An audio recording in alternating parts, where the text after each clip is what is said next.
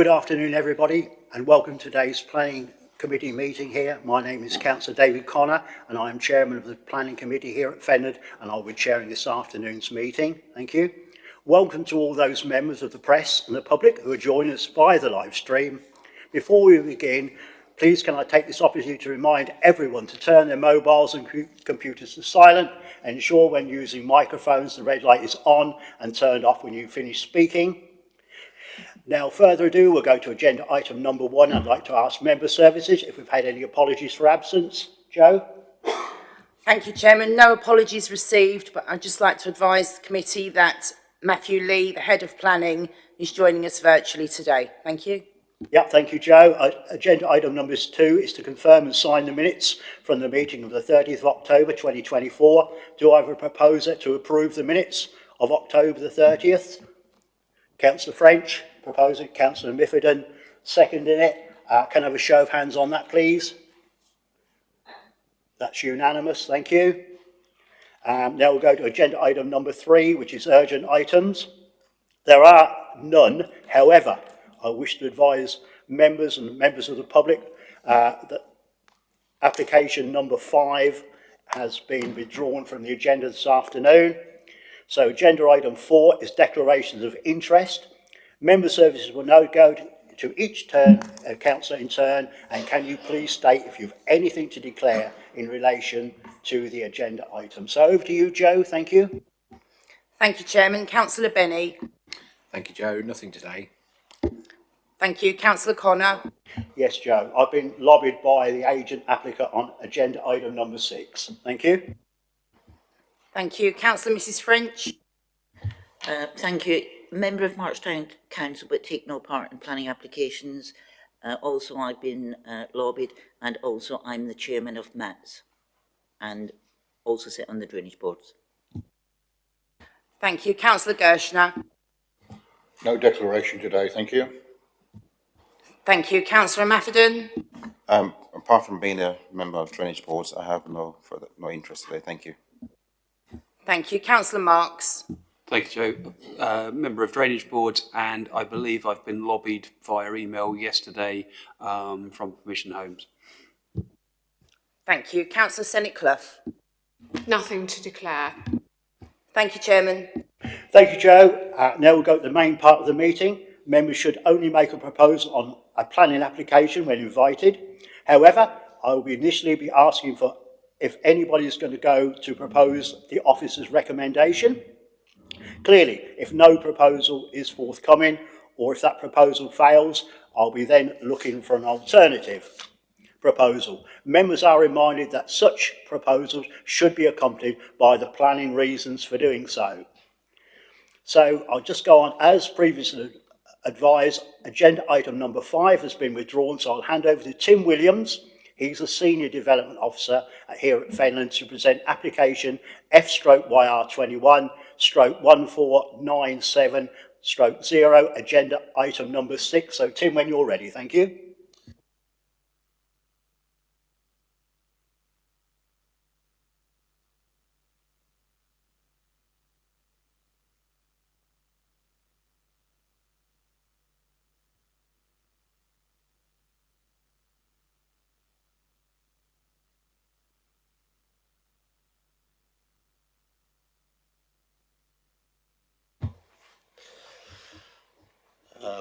Do you want to start again with the description? Yeah, please. Yeah. Thank you. Apologies, I missed that. No worries, thank you. Yeah, just to recheck, the number is incorrect at the top of the slide. The description, the correct description of this, the development in front of this agenda item 6 is the erection of 1,200 houses with associated infrastructure, public open space, allotments, community garden, local centre and a primary school, involving the demolition of existing buildings, and the location is land west of the Avenue, March, Cambridgeshire. The applicant is Persimmon Homes, East Midlands, and the reason before the Planning Committee is that due to the number of representations received contrary to officers' recommendation, as well as the committee report before members today, there has been an update report circulated yesterday, and as mentioned, members have received on Monday a planning brief document from the applicant, a copy of which is on the public access file if anyone else wanted to see it. So just looking to the site subject of the application, that is an OS map that you can see there with a red line around it. This encompasses the entirety of the site. It is to the west of the avenue, which is the B1101, coming southwards out of March. So it is to the west of that, but also to the east of the A141 Isle of Eye Way. On the eastern side, you can see the sort of road going there, and it's also north of Knightsend Road, and the site actually goes far up to the north to a connection on Kingswood Road as well. It's 52 hectares in size, so a really big application site. And this is what it looks like from an aerial Google images as well. So this site is part of a larger strategic allocation for the West of March for up to 2,000 dwellings in the local plan. The strategic allocation has been developed further into a broad concept plan which was adopted in August 2021. Across the site there are some rights of way, footpaths through the site. In terms of flooding, the majority of the site is in flood zone 1, the lowest risk. There's some small areas of flood zone 2 and 3 by the Isle of Eye Way. So just going through some pictures taken of the site. The site is mainly flat in agricultural use with some hedges and ditches. This is a photograph within the site looking northwards towards Kingswood Avenue or Road. This is looking westwards towards the Isle of Eye Way on the horizon. You can see some sort of trees there. And this is another view within the application site looking towards the edge of March. You can see the houses and St Wendred's Church.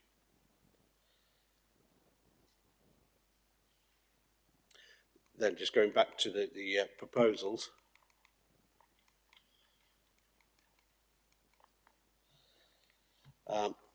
The application is made in outline with all matters reserved except for access.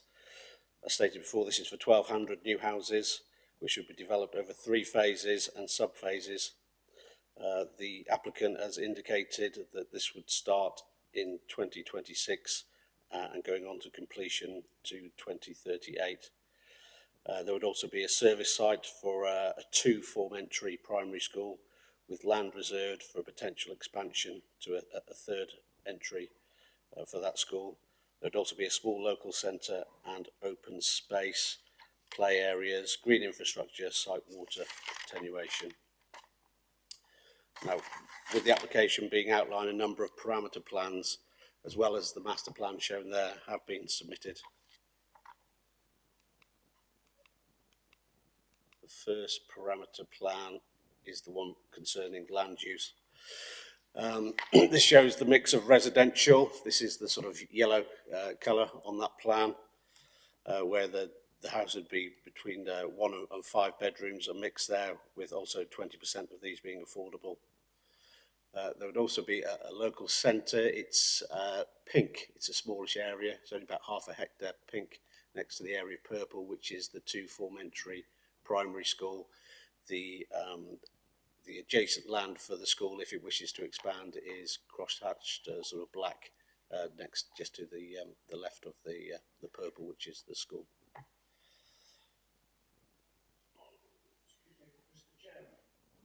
No, sorry, we no. Oh, sorry. Yeah, okay. Perhaps would you like to come up? Yeah, absolutely. Yeah, obviously don't sit in the front 4, but obviously you can sit there. No, and anybody else can take the same opportunity if they want to. Everybody's all right, are they? Everybody can hear. Yep. Okay. Okay. Sorry about that, sir. That's okay. No, you just So yeah, I'll just carry on. Yeah. So sorry, thank you. that's the land use parameters plan. Then there is an access and movement parameters plan. Showing the first phase of the development would be from Knightshead Road to the south of the site. Just have a picture of the existing access there. That is sort of quite a wide agricultural access from to the north of Knightshead Road into the site. So that would be for the first phase, and it would actually be a form of access for the entirety of the development. This is a plan showing, as I say, access is not reserved. So this is a plan showing the improved access from Knightshead Road northwards into the site.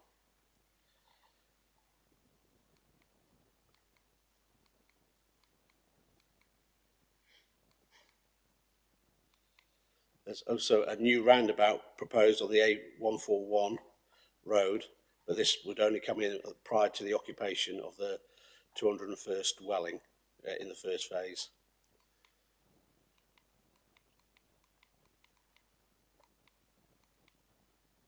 And the access movement plan shows a sort of street hierarchy from the primary road going through from Knightshead Road to the proposed roundabout, and then further northwards into other parcels of the West of March allocation.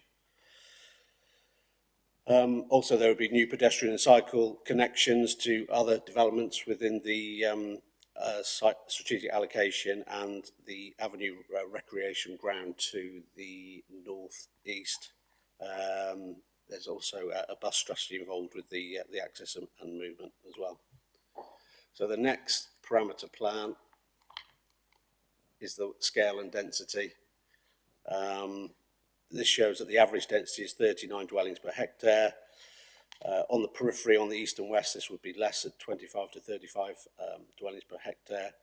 There would be some 3-storey buildings on corners, some 2.5 stories, but majority will be 2-storey. It's anticipated. The local centre would be up to 1 story, and the school would be up to 2 stories.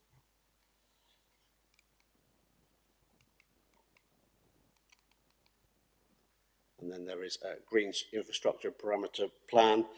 In total, it's 17 hectares, and this comprises of open space, play areas, allotments, other sort of natural green infrastructure areas, and surface water attenuation features. So primarily these are on the sort of western and eastern sides of the site.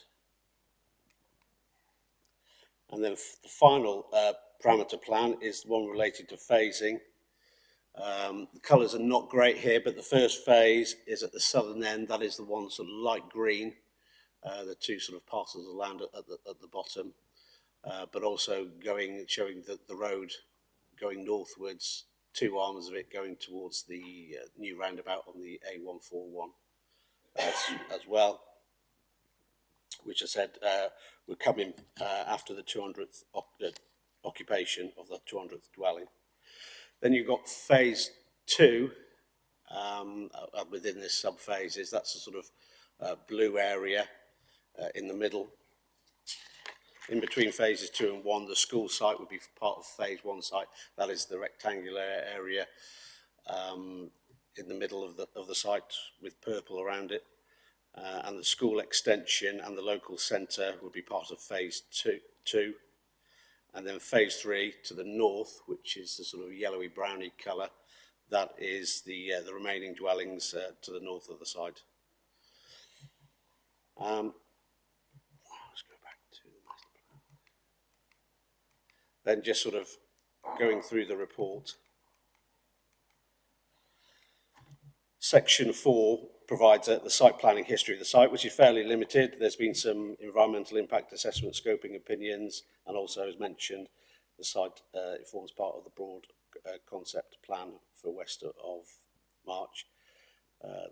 Also within this section are other applications adjacent to the site, part of the strategic allocation, just to show how they fit in and adjoin.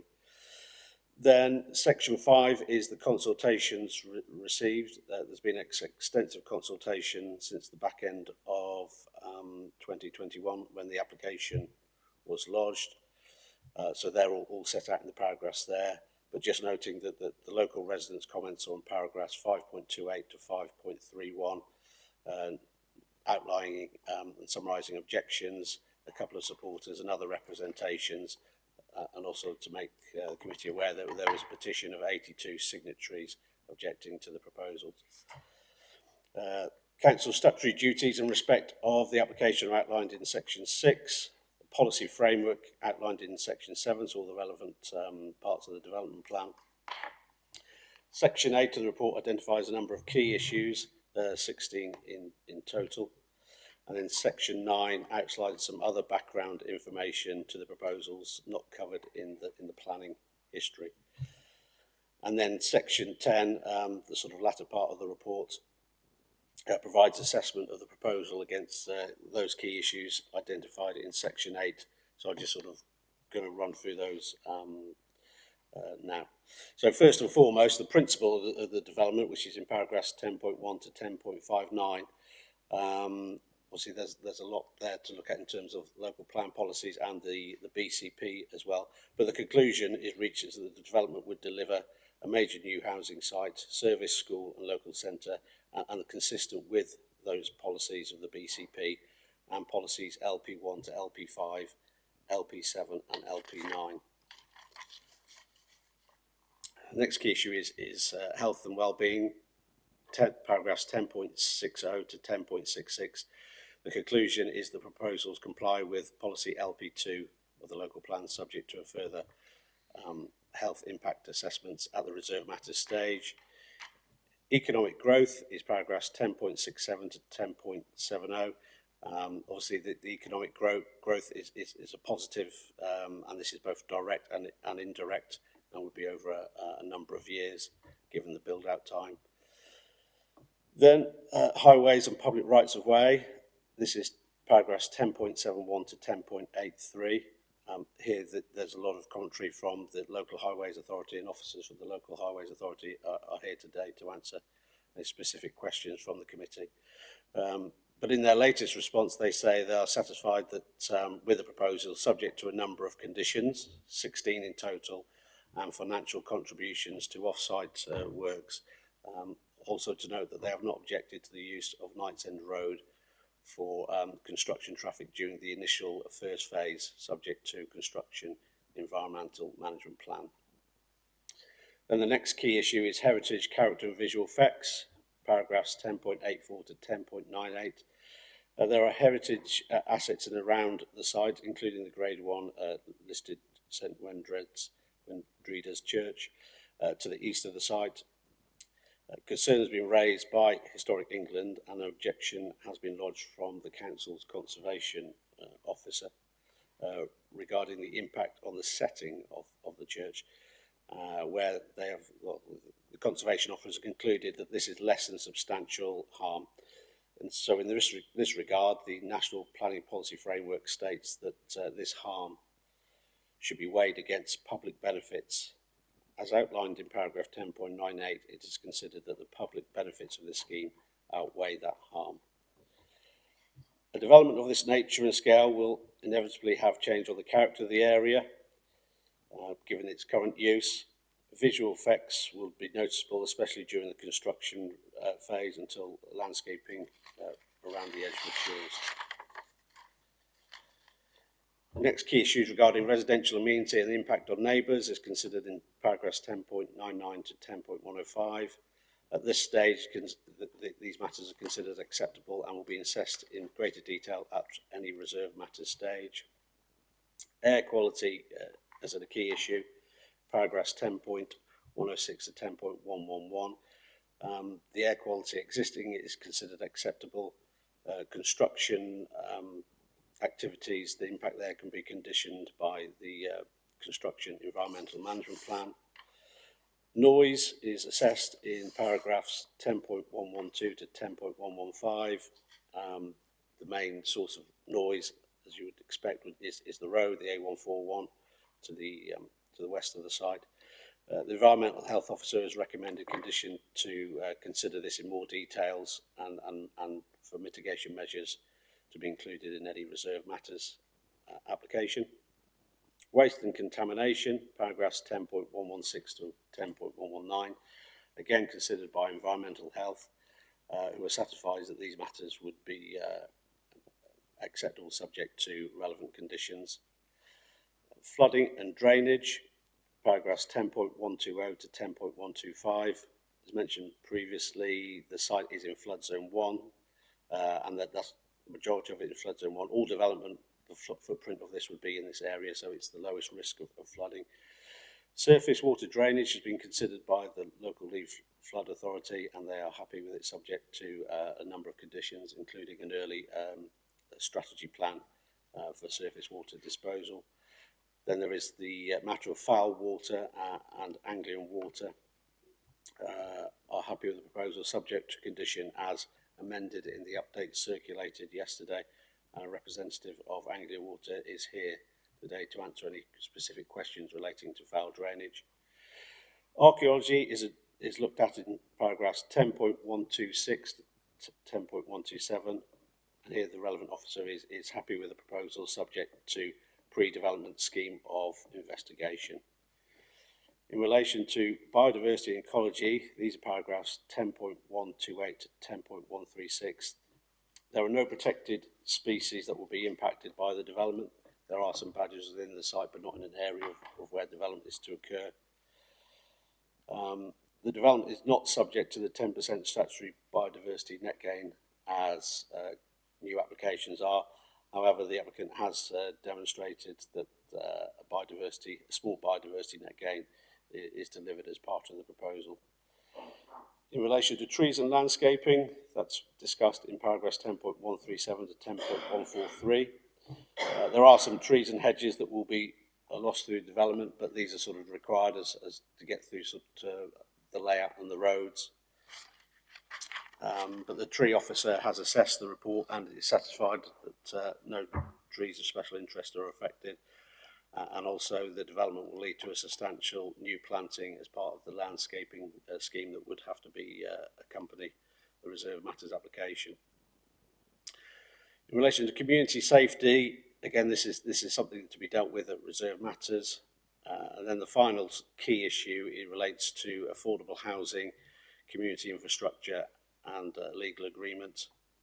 There's a 20% affordable housing proposed, so this could be up to 240 units. In terms of infrastructure towards matters such as education, health and libraries, this is the applicant in the heads of terms have agreed to pay £2,000 per dwelling. This affordable housing and financial contributions are not compliant with local plan policy, but are in line with the current viability position in Fenland. Other local, other infrastructure provisions are allotments and public open space, off-site contributions to sports provision within March to the tune of £419,000, local area of play plus 2 neighbourhood areas of play, number of highway works at the school site, the provision of this and the expansion land, the local centre site and a bus contribution figure as well. So just coming to the summary.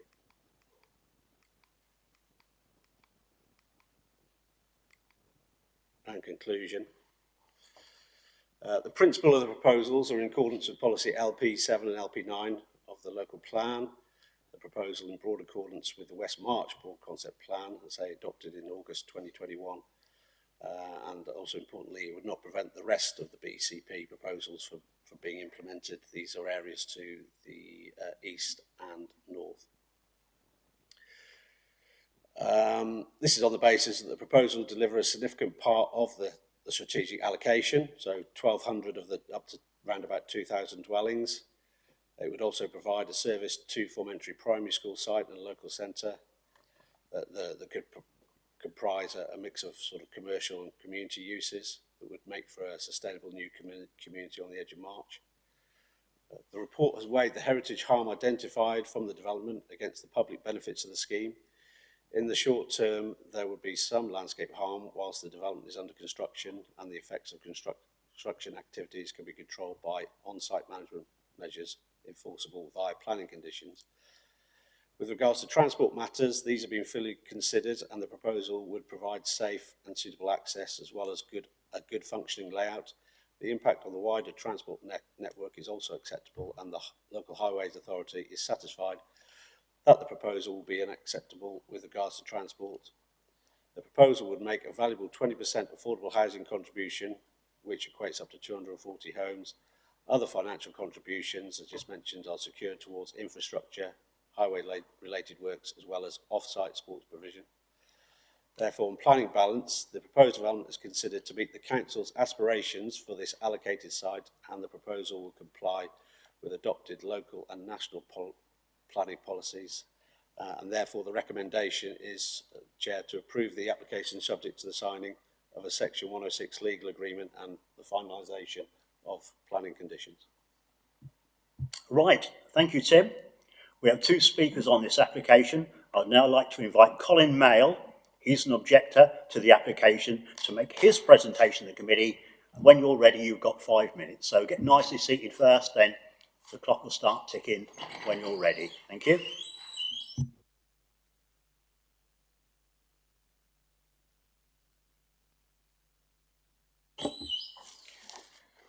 Thank you for allowing me to speak at this meeting. My name is Colin Mail, a resident of Knights End Road and responsible for a petition regarding site access. Knights End Road is now a through road for traffic needing to gain access or egress onto or from the A141. It has a 30-mile-per-hour restriction, but not many are aware of it or stick to it.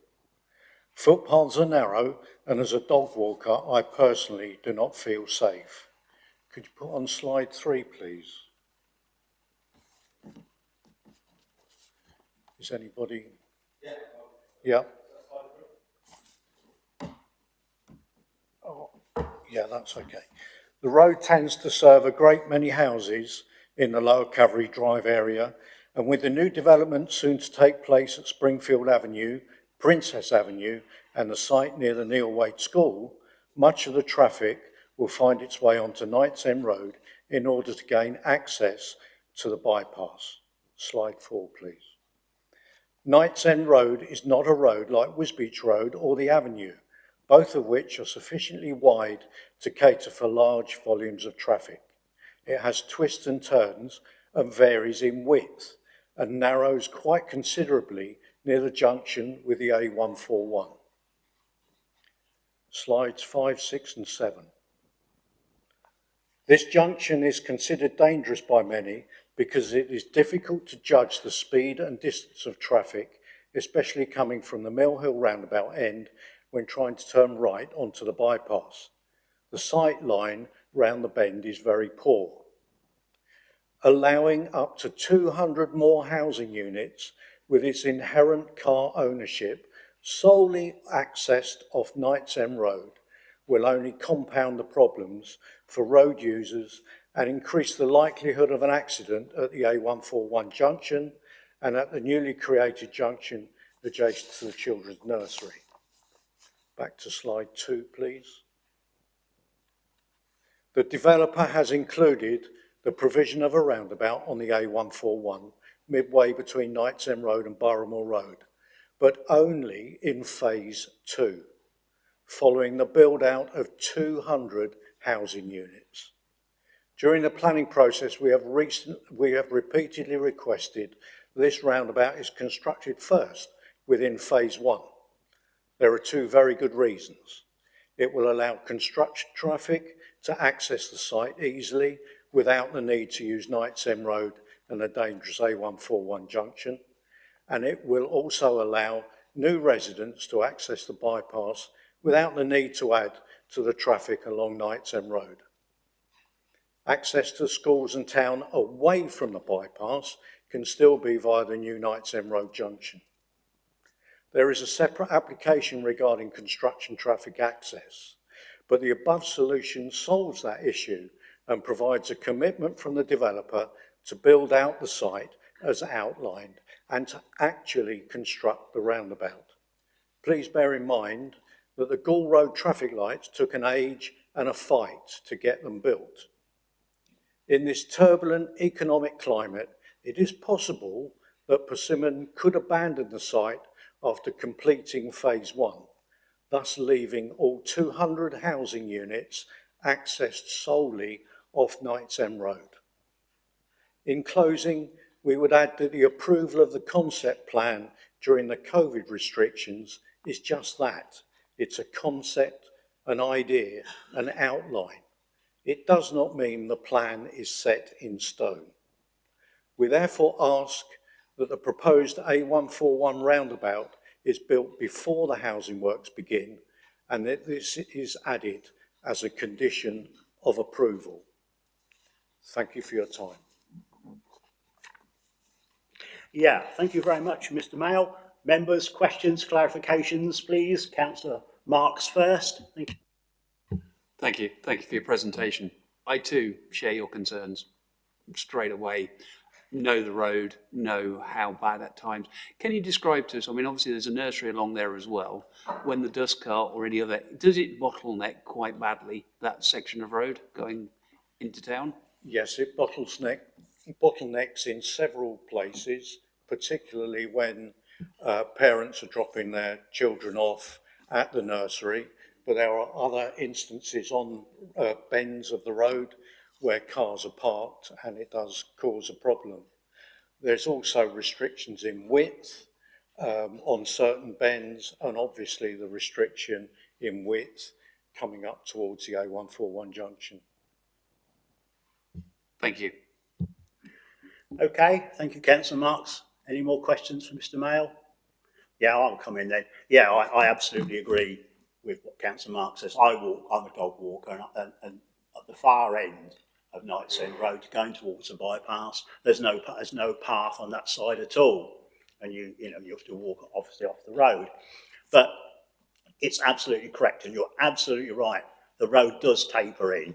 It tapers in 3 or 4 places. I only walked it yesterday, and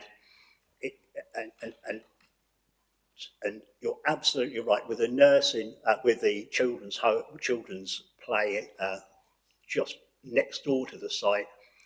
It absolutely not the right place to have an entrance for construction traffic whatsoever. But thank you.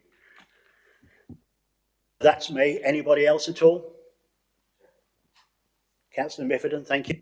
Thank you, Chair. Just to echo what the Chairman just said, I was on the site yesterday, and what I did think about, where the access is right next to the nursery, if for groundworks to begin, for lorries will have to either wait by the entrance of the nursery to go on site and load their muck or whatever, and at that junction is where there is a bend, and as you said earlier, there are areas of the road where it narrows, and by the nursery, as you approach it from the A141, is one of the narrowest parts of it. So I think that access is in the, I echo your concerns about the access to the site. Just to add to that, thank you. I know it's meant to be a question, but I'm just... Obviously, we're in questions, of course. I know anybody else got any more questions for Mr. Mayo, please? No? Looking? No? No. No? Okay, thanks very much. Thank you for your excellent presentation. Thank you. I'd like to invite Anne Dew. She's the applicant for the application to make her presentation to the committee. Please note that Miss Dew is accompanied by colleagues Ben Purdy, Michelle Jeffrey and Rob Hill, and they will be on hand to answer members' questions at the appropriate time. So Miss Dew, if you'd like to bring your colleagues to the front and obviously start your presentation, which will be 5 minutes when you feel able and ready to do so. Thank you.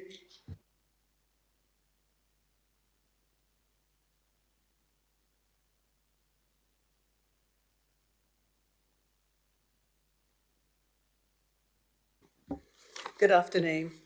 Thank you for your time today. I'm Anne Dew, Head of Planning at Persimmon Homes East Midlands, and I'm joined by my colleagues Ben Purdy, Technical Director, Michelle Jeffrey, Land Director, and I also have Drainage Consultant Rob Hill, and we'll all be here to answer questions after my speech. We are very proud of this application that will deliver up to 1,200 much needed zero carbon ready homes on an allocated site. The homes will be complemented by major infrastructure improvements, including land for a two-form entry primary school, a number of upgrades to local highways, delivery of 3 new play areas, and over 17 hectares of public open space. Whilst in outline form, future reserve matter submissions will provide for a range of house types and sizes, many of which will help first-time buyers to own their own home. Within the 1,200 units, 240 new homes will be provided for those in housing need, and the tenure of these houses will be agreed as part of any reserve matter submission.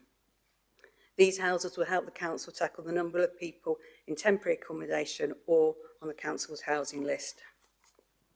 All houses delivered on site will be zero carbon ready and highly sustainable, built to the latest building regulations with enhanced insulation, solar PV and electrical vehicle charging points.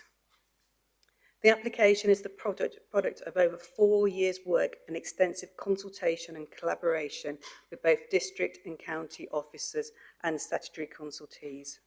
The first step of this process was to prepare, in collaboration with Fenland District Council, a broad concept plan for the whole allocation.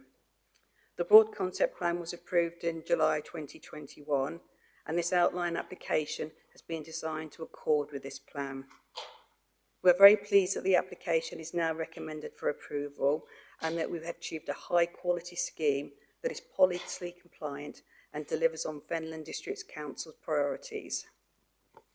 Alongside on-site delivery of green infrastructure and land for both a new school and local centre, the scheme will also secure a number of highway improvements. These include improvements to footpaths and public rights of way both on and off-site, a March area transport study contribution of just over 550,000, which can be used towards either the scheme at Pease Hill roundabout or any other scheme identified in the study, improvements to the Gall Road A141 junction, improvements to the Slade End roundabout in Chatteris, and improvements to the A141 A605 signalised junction. Alongside these highway works, we're also making a contribution towards the introduction of a bus service on site together with associated on and off-site infrastructure. This is a contribution of in excess of £3.1 million towards highways and bus service provision within March. A further £2.4 million contribution will be made towards education, local healthcare services, libraries and sports facilities in the district. We'll also be making a contribution of just over £419,000 for off-site sports pitch improvements, which is currently earmarked for a 3G pitch at Estover Road. In the case officer's summary, he has said, quote, Persimmon Homes are providing above the fair share of infrastructure for the overall allocation, particularly with the costs associated with the new roundabout on the A141. As already mentioned, the scheme has been designed to accord with the broad concept plan and provides for an attractive scheme which has been sensitively designed to respect the existing character of the local area. If the application is approved, we will look to submit a reserve matters application shortly to secure the details of the first phase of the development, and as part of this process, we will be seeking to discharge all outline planning conditions, which would include a construction management plan. In summary, the development will be delivering up to 1,200 dwellings, including affordable housing, land for a new primary school and local centre, 17 hectares of public open space, 3 new play areas, significant highway improvements, a contribution towards local services, and a new bus route for the benefit of March.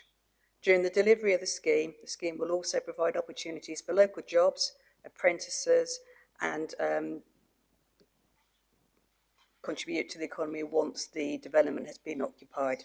This is a positive development that would truly benefit the local area, and we sincerely hope that with your support we can bring this to fruition.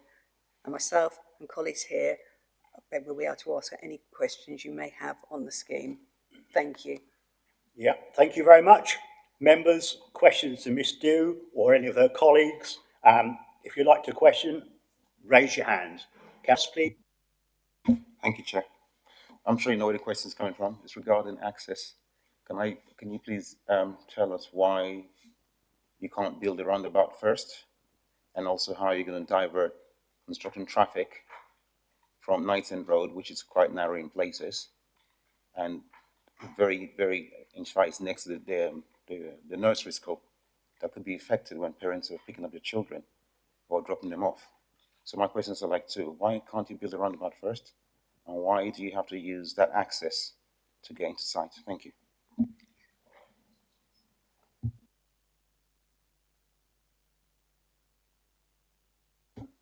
The reason why the access auto tracking of refuge vehicles down and articulated lorries down Knights End Road to show it works. We do hear your concerns, but we've proved with highway consultation that Knights End Road is a suitable construction route. Please carry on, Councillor Miffordin. Thank you. And the question about the access, just to... Oh, thank you. Just to... Knights End Road is accessible only because most homes who live there, they park their cars in the drives. They don't park on the road. If you get lorries or construction traffic, or parents dropping off your children to nursery in the morning or picking them up in the evening while construction work is going on, things are going to be different. Now, secondly, you say it's your strategy. Why can't you change the strategy to make the lives of residents who live there easier? Because they have to put up with this for more than a decade. As part of the discharge condition application that hopefully will come forward, we will have to provide a construction management plan. That will include routes, but also could include timings for deliveries. So it can be something that we can incorporate, that no deliveries within the nursery drop-off times. So that's something that could be considered. Okay, Councillor French. Thank you. Some of these questions may be for highway officers. I'm not quite sure, because obviously there's... Ask them anyway, then we can put you right once you've asked them. Thank you. And I do have several questions. First one, you stated that you will be putting reserved matter in shortly. What does shortly mean? This year, what will be this year? As soon as, I mean, obviously, if we get approval today, we will need to go through the Section 106 process with the officers. We anticipate that might take about 6 months to do. We will then need to discharge conditions, submit a reserved matters application. But once the aim is, once the Section 106 has been signed, in the background we'll be working on the reserved matters and submit the first reserved matters applications straight away. We won't be hanging around. Yeah, we are already working with Fenland with a pre-application for phase 1 as well. Thank you for that. As I said, I've got lots and lots of questions. To start with, Knights End Road, I know it exceptionally well. It's part of my district and town ward. The access there is totally unsuitable. It is a residential area. It's got a weight limit of 7.5, which is absolutely and utterly totally ignored. I have a horrendous speeding problem there. We have MVAS signs we put up there. We can prove that there is a problem there. Yet access is totally not in the right place. A roundabout, this happened at Gall Road. Cannonkirk promised us a roundabout in 2003. We never got a roundabout. We ended up with traffic lights. Okay, the traffic lights work good, and it does save. My concern is that your application will turn out similar to Cannonkirk's, that we won't get the roundabout further down the line, and especially when you've built 210 houses, you're going to say you can't afford it. But that's it's not actually a question. But one of the questions which I'm intrigued about, the information that your company sent yesterday, you've got delivery of highway projects in March neighbourhood area, including upgrades to Peace Hill roundabout. I'm the chairman of MATS, and that was pulled last week at a meeting. Junction A141 with Gall Road, what do you plan to do there? It cost £2.6 million by Cannonkirk to put traffic lights in, so I think you've probably got some wrong information. £25,000 towards traffic signals on the A141605. There's nothing wrong with them. On the MAT scheme, it is actually the junction of Hobslot Bridge. So I don't know where you've got that information from. Public rights of way, yes, we do need them upgraded, footpaths, etc. But what intrigues me is 244,000 towards improvements to Slade End and Chatteris. What's that got to do with March? Why are you prepared to put a section 106 in for a totally different town, which is 9 miles away? These are all mitigation measures that have been put forward by Highways. So we've been working with them, and these are all of the measures that they've suggested that we need to pay towards. Certainly, that's one of the questions you can ask Highways, Councillor French. Very interesting. Please carry on. That'll do for now. I'm going to bring Councillor Marks in, then I'll come in myself. Thank you. And Councillor Gerson, I don't mind who Thank you goes. for your presentation. As you can see, access is a big issue here. Within our document, Highways have set you 16 conditions to recommend. 16 conditions are recommended and are summarised within our thing. One being the Knights End Road site access, which has been discussed here already. One being the delivery of a Slade End roundabout prior to the occupation of the 50th dwelling. The delivery of the A141 Gore Road junction improvements. Are you able, categorically here today, that you can deliver those 16 conditions? Yes. Thank you. Councillor Marks, it's you've got the floor. Thank you. Thank you for your presentation. I sit here and I smile because I hear a lot of stuff I've just heard, and I believe a lot of it is just blowing sunshine, to be fair. I have major concerns regarding this. I've seen before things put in place regarding building construction sites, time deliveries, where it never works, lorries being parked on the side of the roads because they're trying to get in, hold-ups on site. I've just done very quick maths with 201 houses before we saw a roundabout. The likelihood is you'd probably have 300 cars trying to work its way into a site with a lot of construction traffic as well. Now, I had a quick look. Consider the Considerate Construction Scheme, which I believe you may be members of. Yep. Surely, taking into consideration what we're already saying, wouldn't it be more considerate to put the roundabout in on phase 1 as opposed to phase 2? Because the impact you are going to have on the rest of March, or a lot of March, is really unacceptable, I feel. From there, also, can we just discuss also the affordable homes? You're doing phased for building. When are you suggesting that you will put the affordable homes in? At what phase? So at the moment, it's a question of not viability in the sense of that we're not going to be able to deliver 20%, but at the moment there's significant infrastructure required at the beginning of the project. And so we have suggested to the council that we may deliver a lower amount in the first phase and then higher amounts at the subsequent phases, so that we deliver in total 20% across the entire site.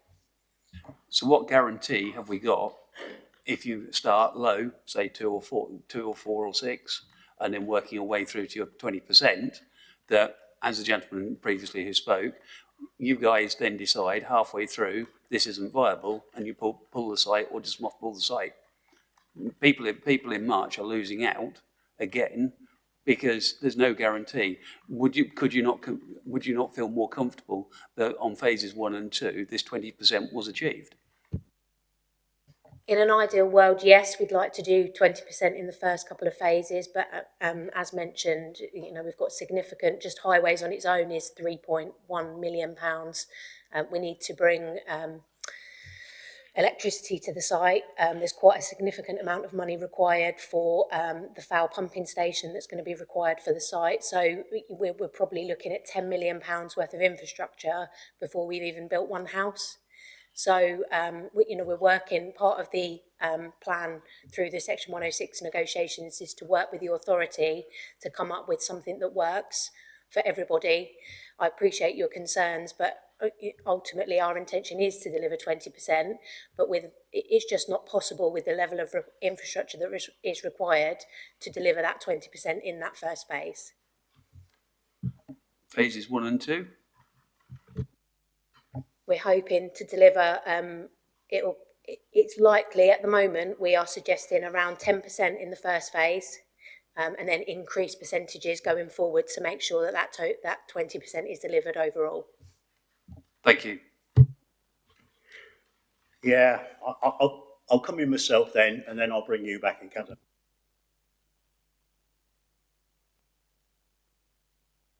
Where do we start? This application is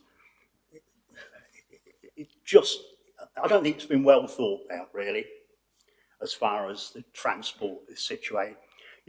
Let's start on the 17 hectares of open space and the three play areas. Who's going to be responsible for the maintenance of those first? Because the Fenland District Council won't take them on, that I'm fairly well sure, without the recompense that obviously that deserves. We will appoint a management company that the residents will sign up to as soon as they occupy the properties, and Persimmon Homes will look after the open space until it's handed over to the management company, and then once it's at a stage to be handed over, they will be responsible for the maintenance of it. Yeah, it's a well-known fact, and I've said this on many occasions sitting here like this. I'm not a fan of management companies anyway, but we can move on from there. So it's been mentioned that it's probably wished with this that you build this roundabout first. So I can understand why you've got upfront costs, and I can see where you need a cash flow to do it. But Persimmons are a really big national company, aren't they? They're a PLC, I think, aren't they? So this is small fry really to Persimmons, isn't it? I mean, so I'm unhappy with the traffic going down Knights End Road, let's be sure. And I'm really, really unhappy with the entrance being opposite Mill Hill Lane, and also the narrowness, as I've said, of Knights End Road, and also the preschool as well. So I think we're going to have blood on our hands here. I really do. And I can't sit here to you and say that I'm very happy with this. So is there any comfort that you can give us to say that you're going to reconsider going down Knights End Road, and you will have the upfront cost first of building the roundabout? That is what I'm sitting here asking you today. We're willing to work with the local authority to deliver something that works for everybody. We do need to have some access off of Knights End Road, because ultimately we do need to construct the roundabout, and we can't construct it solely from the A141. But we are willing to take into consideration a lower amount of occupations before that roundabout is required. Yeah, well, yeah, I thank you for coming some way towards it, but I think you can, because you could build a slip road, couldn't you, off the A141? It doesn't have to be it doesn't have to be A1 motorway standard, does it? It has to be a slip road coming off there where it will take a 40-ton lorry or whatever to go off there. So you could build a compound there, and you could work from there closer to where you actually wanted the roundabout, saving time and money. And also, if you're going to build the roundabout before you do anything, as I suggest you ought to, you're going to save money in the long run, aren't you? Because in 3 years' time, £1 million roundabout, hypothetically, will cost £1.3 million. We all know what building materials likely to go up. So basically, yeah, you are investing in a roundabout, and it's up front, but you are saving, theoretically, you will be saving money further down the line.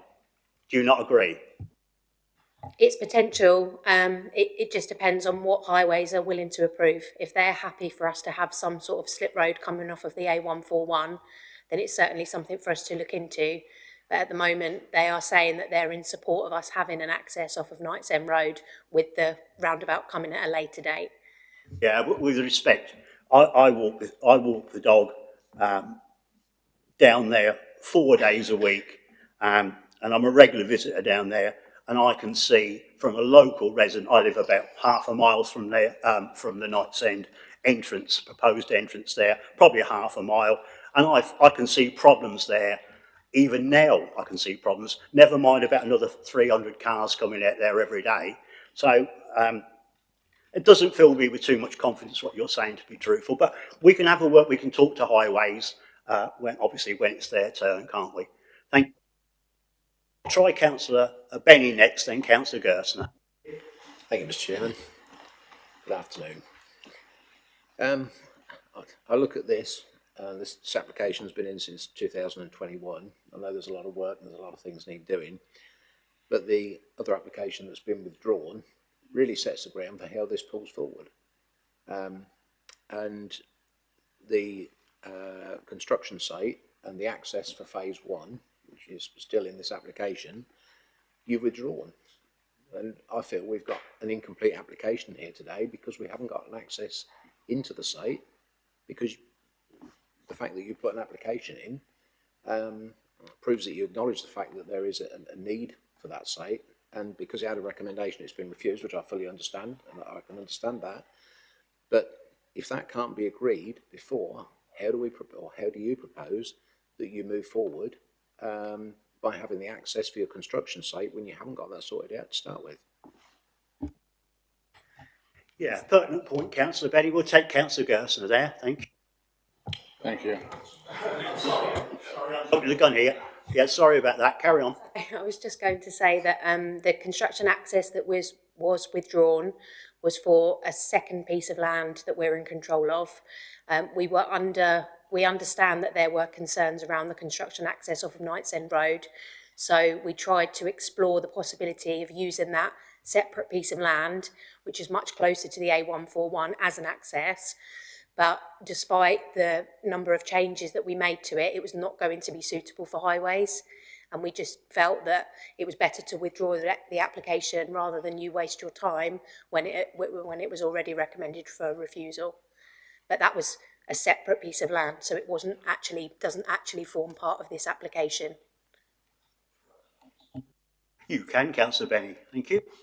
But that formed the access for the first phase of this development, which is for 201 homes. No, that was just going to be as a secondary construction access. So we were still intending to have the main access off of Knights End Road, but that would only be for residents. The second access that we submitted was supposedly just for construction only, so that would avoid lorries going up and down Knights End Road. Yeah, please carry on. Okay, thank you very much for that. I mean, broadly, I welcome this. We need the homes. My concern is, and we see this at planning committee every week, Councillor Marks has already mentioned this, we get promised everything when you're sitting there. When we give you the permission, those things that we are promised seem to evaporate. We need some social housing. We have got a problem in Fenland. We have got people living in B&Bs, we're in shared accommodation, and we need these homes. And if you deliver the 20%, I welcome it. I really, really welcome this. But the fact that we're having a lower number in the early phase of this development, and then we might put them in later on, and as we get through the development, I have concerns that these will not be delivered to the numbers at the 20%. We see viability brought back in every month.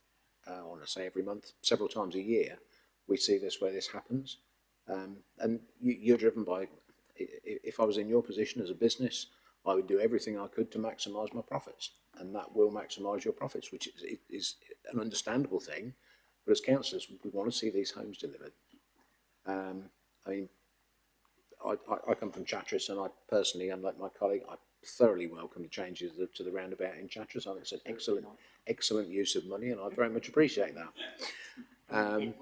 Also, you've been a good developer in Chatteris. I mean, you've delivered this with the exception of the footpath to continue around the site, which I know you've had problems with the access to, somebody claiming they own some land that they probably didn't anyway. You've done a really good job, and that is a nice development. And I think as a developer, you've done a really good job there. So please take that as a compliment, because it's meant as one. But coming back to this, I would really like some sort of assurance that these homes can be delivered, these social homes. We have got every intention of delivering 20% affordable housing across the scheme. But as I mentioned earlier, at the moment, there is, yes, we are a large developer, and yes, we do have resources, but we can only use that towards certain amounts of things. And at the moment, a majority of the highways improvements are requested within the first phase. And as well as, although I think there's some confusion over when the roundabout is going to be delivered, that is within the first phase. So we've got a roundabout, we've got all the highways contributions, we've got the Section 106 contribution, the pitch contribution, as well as 20% affordable, and we just can't do all of it all at once, which is why we've asked for some flexibility. I mean, if your preference is for the affordable housing and you're willing to recommend some triggers for the other things to be later in the development, then we would be more than prepared to look at that. But at the moment, we're working on the basis that of the triggers that have been recommended by highways, and we just can't do 20% in the first phase, as well as all of those other things. You're in full flow, Councillor Benny. Please carry on. Thank you very much. My question is, have you got a housing provider on board with this scheme? We haven't got a specific provider on board at the moment, but we are working with a lot of housing providers at the moment, and there is a provider, which I probably shouldn't name, that is very interested in taking all the affordable housing on the overall scheme.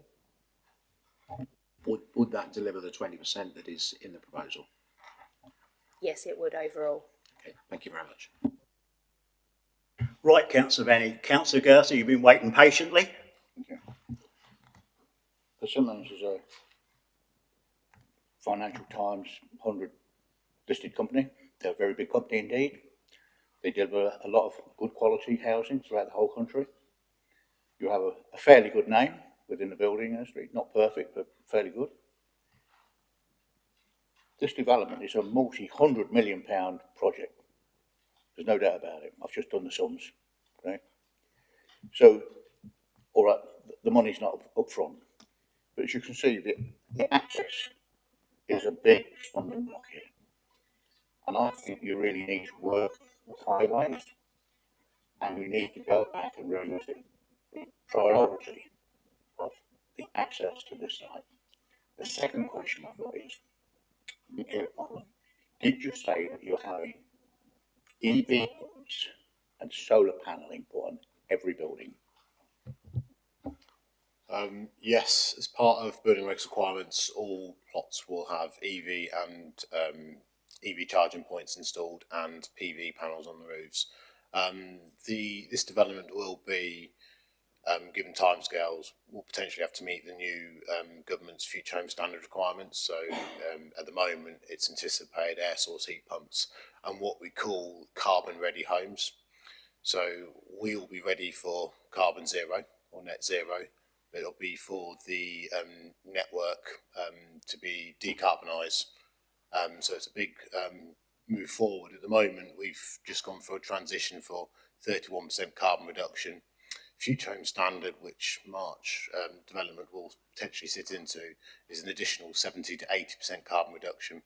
So it's a big leap forward, and that does include EV charging points to every house and solar panels on every roof. Thank you. Councillor, second. Thank you, Chair. So I've got a couple of questions. Thank you for your presentation. This may be a highways question, but I want you to answer the best you can. My concern is that regarding the Slade End roundabout, prior to occupation of the 50th dwelling, okay, you should deliver the Slade End roundabout.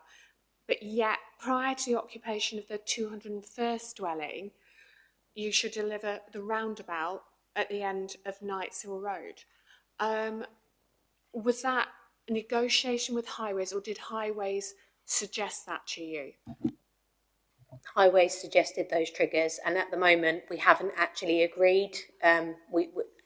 Within the report, the case officer has set out a list of Highways improvements that we are required to deliver, but at the moment we've only got Highways recommendation for those triggers, and they're yet to be finally agreed.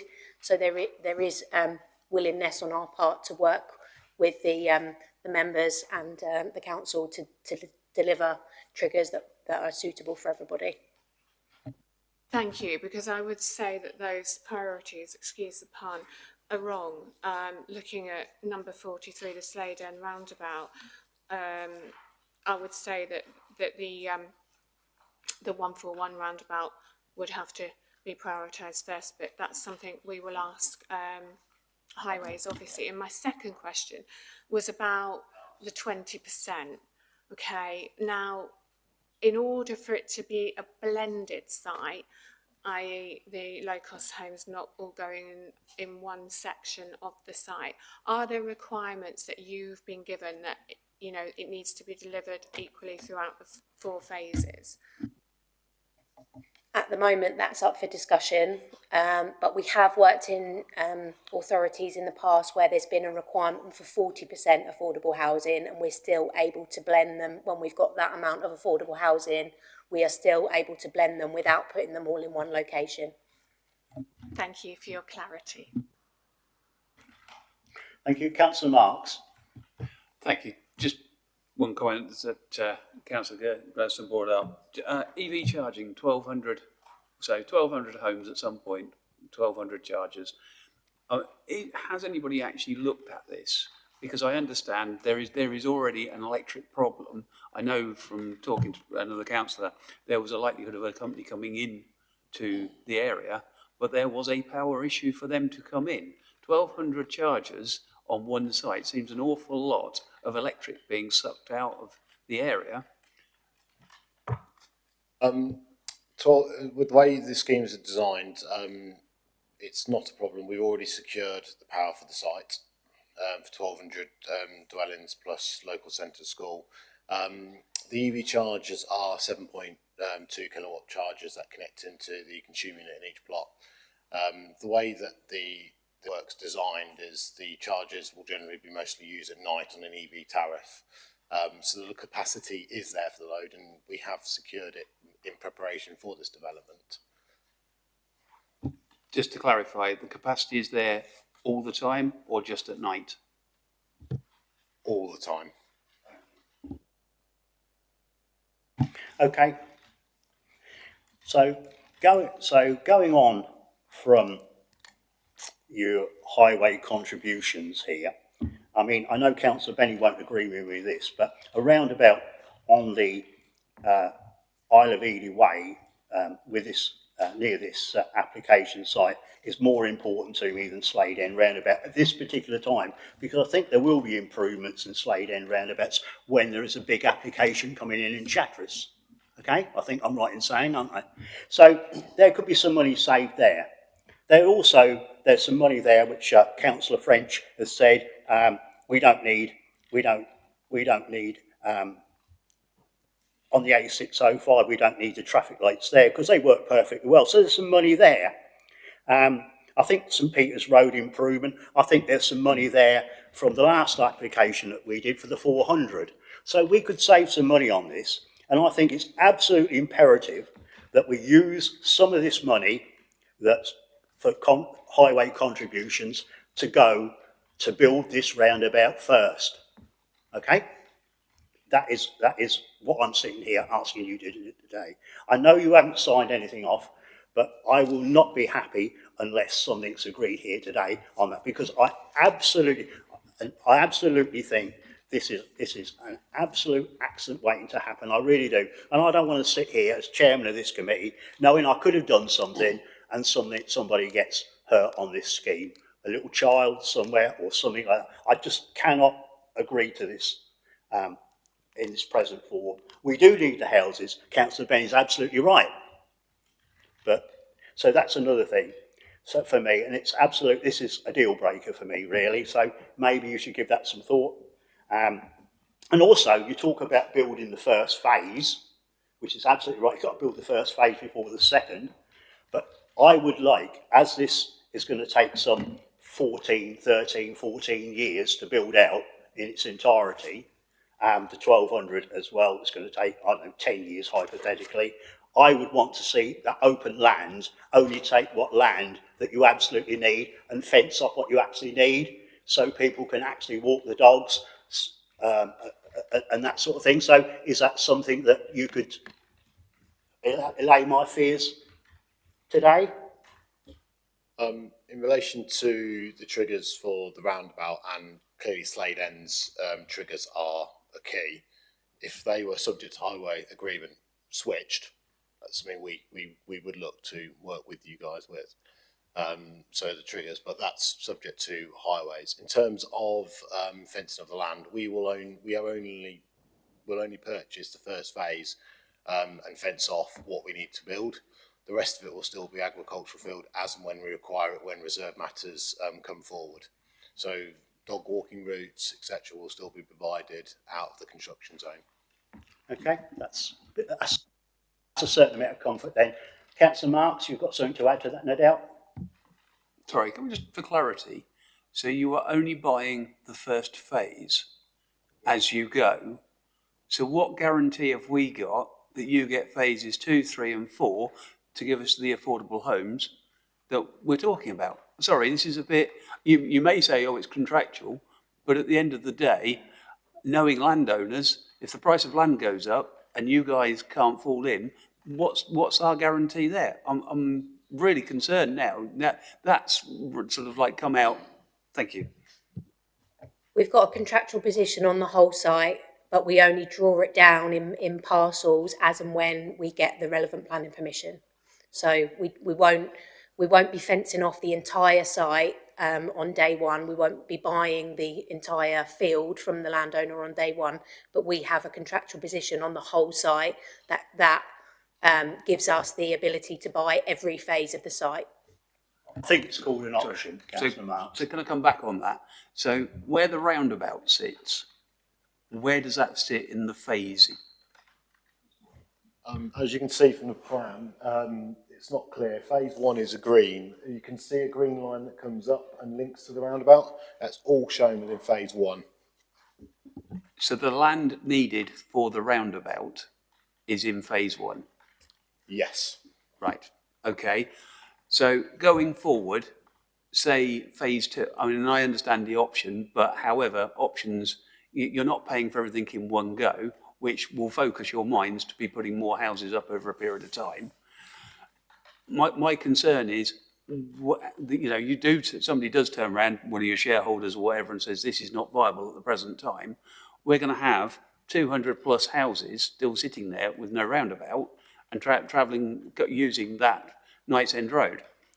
I think we need some sort of guarantee with this.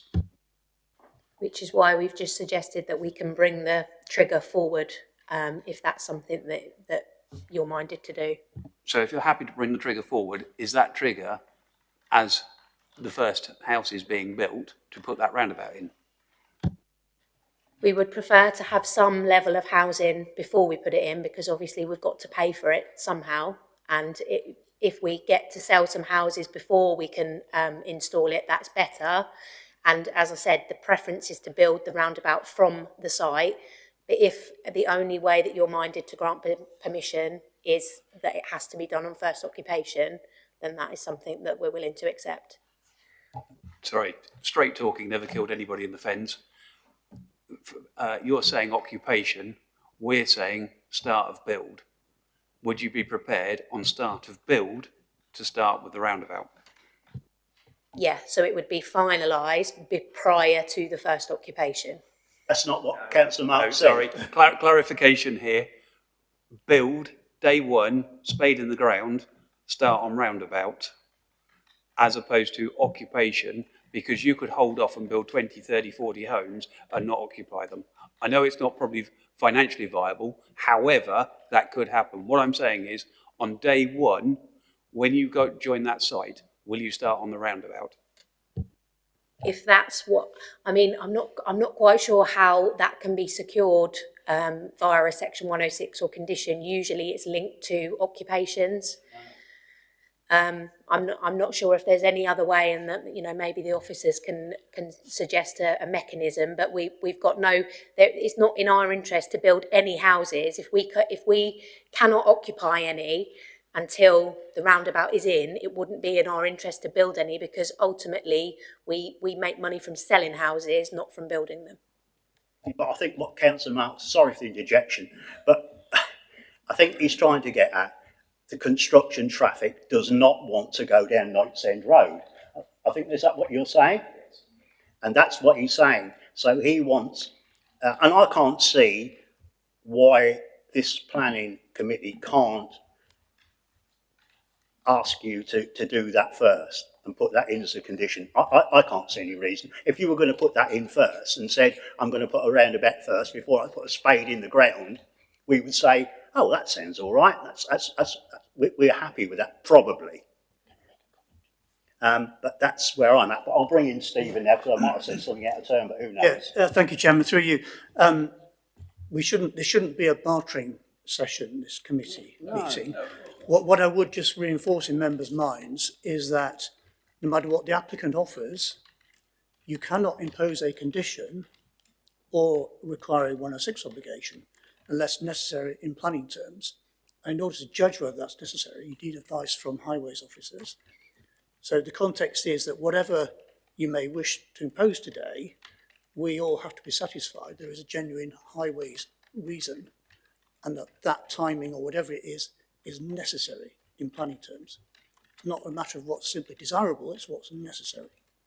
So just add that context in terms of whatever conditions might be changed or altered today. Yeah, but I'll come back on that one. I think there absolutely is an absolute certain need for that to happen.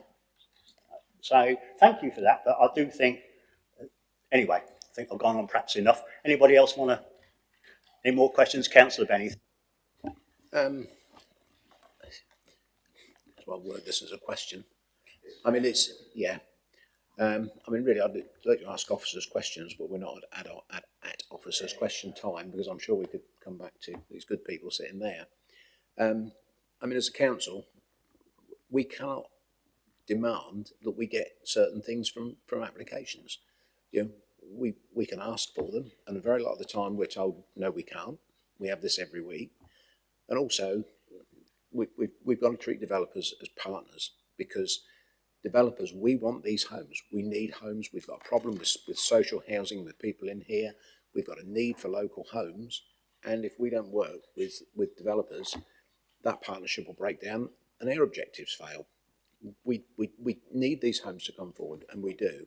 To me, the problem is the access, which I fully get.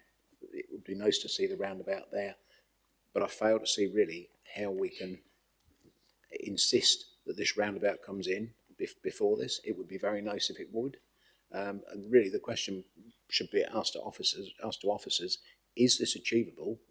Because to ask this from a council's perspective, is this reasonable? And is this right, what we're asking for? Because we could be talking this round and asking for something, and we will then be told, no, it's not achievable when we come to officers' question time. And therefore, we are acting maybe not unreasonably, because we are doing it for the best will in the world, but we need to know whether this is reasonable that we are asking for. And as partners, which all developers are, we need these homes bringing forward, and we can't get guarantees. We've asked, can you give us a cast iron guarantee there'll be a wheel wash on there? Yes, and they never turn up.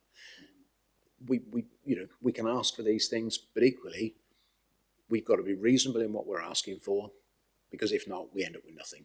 That's a question. Let's hope that's a question to. It's a question I'd really like to put to officers. You so rightly said we're not there yet. So is that a question to? Hopefully it's a question I can try and answer. In terms of construction traffic, there is the construction management plan that needs to be approved as part of a discharge. We can basically agree within that no construction traffic will enter onto Knights End Road, i.e. Persimmon will need to construct a secondary access. Could be on the location of the roundabout, like a de-acceleration lane, an acceleration lane in that location, and that can be agreed potentially as a condition. So we can confirm to you that's not a bartering exercise. That's construction is off the A141. So what you're saying, basically, for bringing in Councillor Gertz, I'm sorry, so what you're saying is put a deceleration lane off the A141 into the application site and don't use any heavy goods vehicles or construction traffic associated with this development. Is that what you're saying? Yes. Categorically? Yeah, it's subject to highway agreement. Well, yes. we can, thank you for that, but we can ask Highways if that's acceptable. I'm doing it on safety things. I understand what you're saying, David, but Councillor Gerstner. Sorry. I'm a little bit slow sometimes, so I'm just catching you up. In here, it said the roundabout prior to occupation of the 201st dwelling. You said earlier on completion of the, on completion or occupation of the first house, not the 201st, which is in this document. So are we now having a slight change of plan here?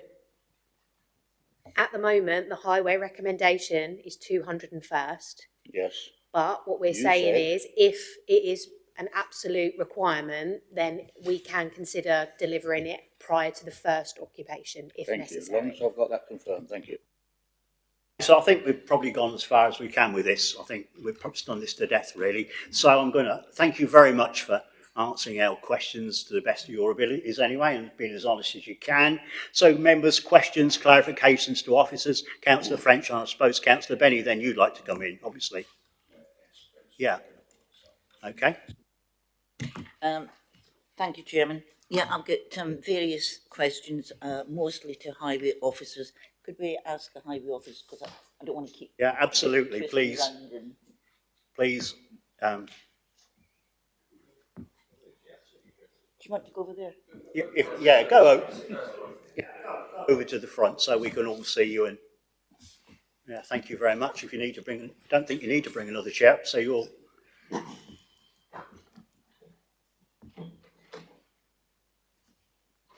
So thank you for doing that. Councillor French, when they get nicely seated, perhaps you'd like to answer your questions or question. Thank you. Yeah, I would like to also point out, apart from this being my district and town ward, I'm also a member of Cambridge County Council, and I sit on the Highways Committee, and also I'm the chairman of MATS. And having read what's in front of me, which was sent yesterday, I am somewhat confused. We had a MATS meeting last week. None of this, very little of this was brought up, so I'm going to ask you individually, if you don't mind, if you can answer them. I think we've done the roundabout to death. I think we can come up with a satisfaction. So the first one, with regard to the upgrade of Peat Hill roundabout. Now, we've had several applications over the last 2 or 3 months. We've had Barker's Lane, we've had the Avenue, we've had various, and every one of them have requested improvements to bus services. I think we're probably up to about £5 million now, all the promises, highway and everything else. I think we're going to have gold-plated bus services as well. We haven't even got one decent bus at the moment. But anyway, the first one, with regard to the Peat Hill, as I say, I've got several which I would like answered if possible. Are you aware that that's been pulled? I'm aware there's been difficulties, but this has been going on for a number of months, not recently. Obviously, our discussions with the applicant have been going on for many months and years. So, obviously, this was agreed a long time ago, before last week when it was officially pulled. Thank you. And obviously, it's been discussed with. So, as long as you're aware, it's been pulled. Right. With regard to the junction of the A141 and Gall Road, can you tell me for 804,000 what is proposed there? The Gall Road is improvements to the signalised junction there. So obviously all Our requirements are evidence-based, and the capacity assessments show that it needs improving there with the amount of development proposed here. I'm sorry, I'm absolutely confused here. Canning Kirk spent £2.6 million improving that. It should have been around about in 2003. We didn't get around about. It took nearly 20 years to get the traffic lights. I'm really not sure what you're requesting 804,869 because there's other schemes in March that could do with that money. So I just don't understand what kind of improvements you're planning there. So we'll move on to the junction of the A141 and the 605. What are your plans there?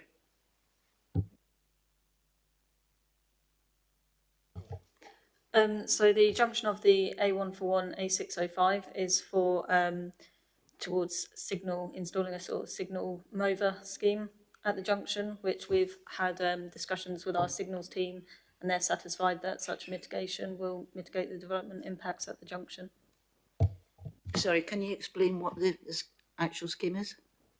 Wait, the traffic lights are there, so what are you going to do to improve it? It's moving. It's an additional bit of software that goes onto the signals and makes them operate more efficiently.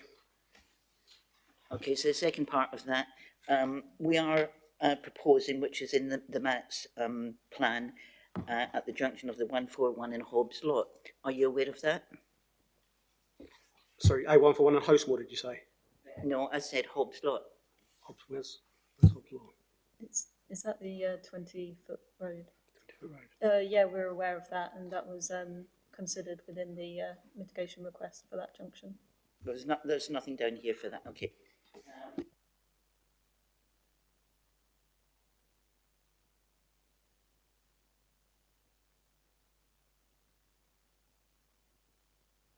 Sorry. Yeah, with regard to the public rights of way and the footpaths, we're going to have gold plated and whatever, because all the other applications are all going to contribute, so that's fair dues on that. With regard to, this is actually MATS, March Area Transport, so tell me, how come you're requesting £244,796 towards Chatteris? I've got nothing against Chatteris, but I'm looking at East Wood End having improvements, not Chatteris roundabout. So the modelling shows that a number of vehicles over 100 are going to head down towards the Chatteris or Slade End roundabout, and it's a very congested roundabout already, and adding over 100 vehicles makes that even worse, hence why the development needs to mitigate its impact on that roundabout. Well, I'm not convinced on that, but obviously you're the experts on that. It's only a few weeks ago that I actually had a meeting with David Arlett, the interim at Highways, and I have requested, and so have businesses and residents at Eastwood End, because that is a junction that it's just an accident waiting to happen. So, you know, as I say, I've got no problem with Chatteris, but I do object to when we have severe problems in March itself that you want to divert that kind of money to Chatteris. So, you know, I'll agree with all the other stuff that you do, but I'm sorry, Mr. Benny, I know it's your, but I will not agree to the MATS money being moved to Chatteris. It is MATS, March Area Transport. Just to sort of come in on that, I mean, obviously there's a number of, you know, there's a lot of mitigation being secured for the MAT schemes here, but when a development is showing impacts on other junctions that don't form part of the MAT schemes, we still need to deal with that impact, and that's what we're doing at the Slade End roundabout. Thank you for that, I understand that, but you need to be looking at the junction of Eastwood End and the 141 as well, because that is an accident waiting to happen. Councillor Benny, thank you. Yeah, thank you, Chairman. I hear you use the word mapping, and truthfully, I have great faith in mapping. My daughter's a doctor at Peterborough Hospital, and with mapping, they get within 3 or 4 people per day, depending on the time of year, how many people will turn up at an A&E every day, and she said it's surprisingly great. So I have great faith in the mapping system. And also, when we were looking to do the March High Street changes, and we had all the debates about whether we moved the fountain for 14 metres, all of that was based on road mapping, and that to get the congestion out of March by taking the traffic lights out, and that mapping seems to be working, so I have great faith in that. Now, my question is, because you are looking to put a development in March that is going to be adding additional traffic on the roads, you're taking the fact that this traffic is going to come from March to Chatteris and add even more congestion to an already congested roundabout, and therefore this additional house building needs the improvement works done further down the line so as not to cause more problems at Chatteris, which is a problem that is going to be made worse by this development. And therefore you are quite happy with the mapping to prove that this will alleviate some of the problems we have at Chatteris, because I personally would not want to see March get 1,200 homes and it congests Chatteris even further. You are confident that the mapping shows that this will alleviate the problem and help keep the traffic moving in Chatteris because of this development? So just to be clear, it's modelling. So they do traffic modelling. They look at what traffic is there at the minute, and then they add their traffic on top of that. And they're required to mitigate their impact. So not necessarily fix the whole junction, the whole Slade End roundabout, but to make sure their development doesn't make it any worse, which is what the applicant is demonstrating they're doing. Yeah, thank you very much. Okay, I'll bring Councillor Marks in, and I obviously want to come in myself again, thanks. Thank you. Councillor Benny has mentioned mapping. I'm not a fan of mapping because I actually look at some of these things that I see as desktop surveys, and I know they're unworkable before we even look at them.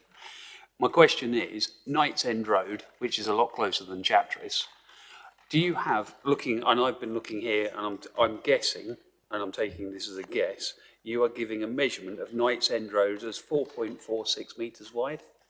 Do you have the width of the narrow part of Knights End Road, please? We wouldn't have suggested a width. Are you looking at a plan from the applicant? No, I'm looking at what is there now. Okay. So have you got that? Obviously, that would have been on your desktop survey. Well, the applicant would have undertaken any necessary surveys. I don't have that. So CCC Highways have not undertaken a survey a survey of what? Sorry. of vehicle movements and stuff going into site and the I'll width. just stop you there. We've got two Sorry. lights on, and it won't be picked up by the YouTube. So vehicles travelling down there. Can you tell me the width of the road? Not off the top of my head, I can't, no. But if we're talking about vehicles travelling down the road, which is very different to widths, the applicant... No, sorry, be clear, width. No, I don't have any plans to hand to talk about widths. Okay, so I've got something here that looks, obviously it's from the applicant, and again, maybe officers can probably correct me. I've got it down as 4.46 metres wide at a narrow point.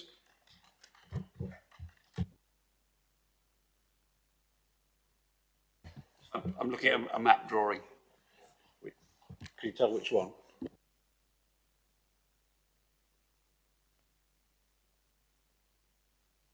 It's the one with the T-junction, the new T-junction going into the site. This says Knights End Road. There. This one.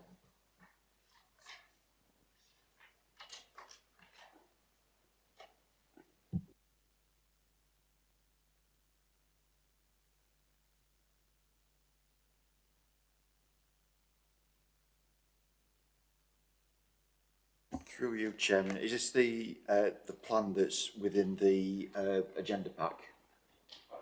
Yeah. So just looking at that, I think the references or the measurements we included on that are actually topographical references. So it's actually the land level ordnance datum rather than the widths. Right.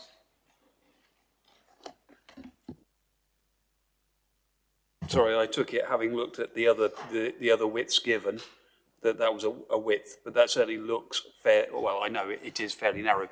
I was hoping that obviously, had there been a desktop survey by CCC, they would have given the widths. But I honestly believe, and if you are going to struggle to get two lorries passing along that road on the narrowest points as they come out of the site with that site access, and especially with construction traffic that's going in with extra wide loads such as bulldozers, diggers, dumpers. So I just sort of wanted to get your take on it, whether you had actually done a desktop survey, which I think we've now had answered, So just to clarify a point, I know when you were talking with the applicant a minute ago, it's not been offered to the Highway Authority to deliver a roundabout off of the A141 from the start. So Nothing to do with the roundabout Okay, so whatsoever. yep. It's just Knights End Road as it is today, with construction traffic Yep. going up and down there, or traffic. Yeah, so as part of the application, we would have looked at, and we did look at, you know, the width of Knights End Road and its ability to accommodate HGV traffic. Obviously, the trigger point is slightly irrelevant in that, because if you consider it not wide enough, then it doesn't matter. You know, the width's not changing on day one, whether it's one dwelling, 201 dwellings or whatever. But our assessment is that Knights End Road can accommodate HGV traffic. Obviously, there is an issue in terms of for how long that happens, but as a point of principle, it can accommodate, geometrically, it can accommodate HGV traffic.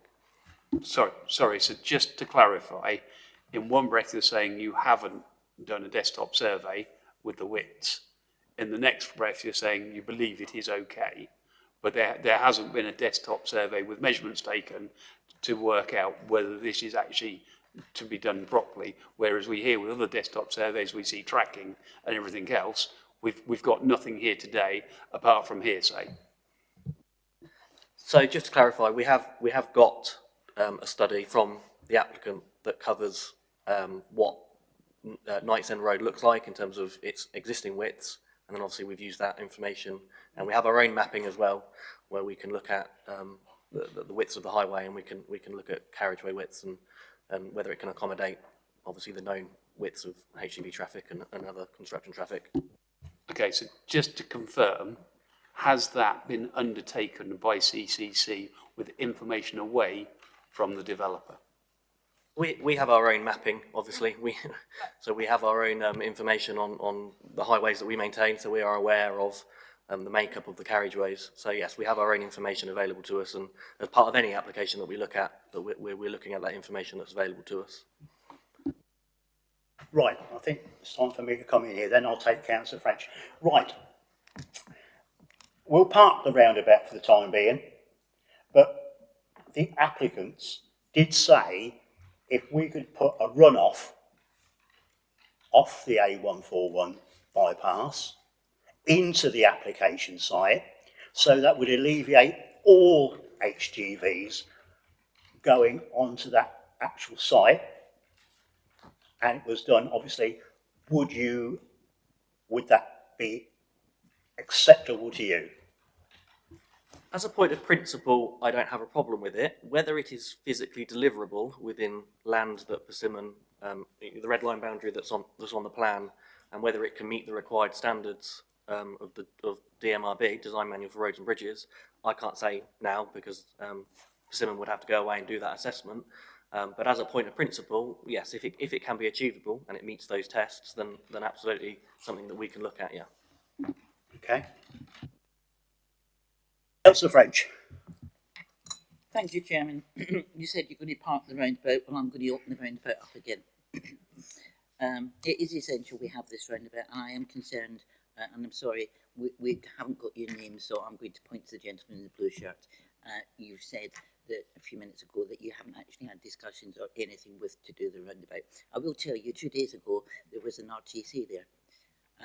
Unfortunately, one of the vehicles scarpered, and it was an unregistered vehicle. We have got a horrendous problem there. Apart from this new development that's coming, we have a crematorium there that comes out from the other side, and that is where the accident was the other day. So, you know, this roundabout is essential. So, you know, please look at this seriously. And, you know, if this application is going to be approved today, it must be subject to highways, and strictly, not just the case, we'll agree it's got to be strictly. And as I say, I am a member of the Transport Committee, and I will be taking this up with Head of Transport at County. Like to reply to that, and then I'll bring in Councillor Gerstner. Yeah, just to reply, I think to date, the applicant hasn't offered the roundabout to us from day one, but if that was proposed, then we wouldn't have an issue with the roundabout being delivered from day one. Our assessment at the minute has been based on modelling work, so what that junction of the A141 and Knights End Road can accommodate. which is around 200 vehicles, hence why our condition is that. But if the applicant wants to offer something else, we will certainly consider that. Would you like to carry on? Yes, please. Thank you for that. That's not obviously the impression that we got from the applicant, which I think is really thrown a spanner in the works. But going back to again, I'm nothing against charters and understand that the volume of traffic, but we have got in. Yesterday, I received an email from a project manager for design and delivery for a project in March, March to Doddington, and I'm just going to bring it up. The whole scheme is going to cost with 23% risk cost into that, which works out about 200. The whole scheme is just over £1 million. Yes, I can understand what you're doing at Chatters, but we've got schemes like this. They're coming from your highways department. It came from your project team. I won't mention the name, but I'm quite sure you know who it is. They're looking to do improvements in March and Doddington. We need the money. So why are you going to divert it into Chatters? Bearing in mind, Chatters have got a very, very large application. I think it's been validated, I'm not sure. That's where the improvements to Chatters come from. The development in Chatters, not the development in March. Okay, Councillor Gerstner. There you go.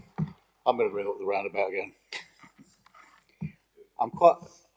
Thank you for telling us that the applicant had not been dealing with you as far as the roundabout was concerned with County Council highways. Is that correct?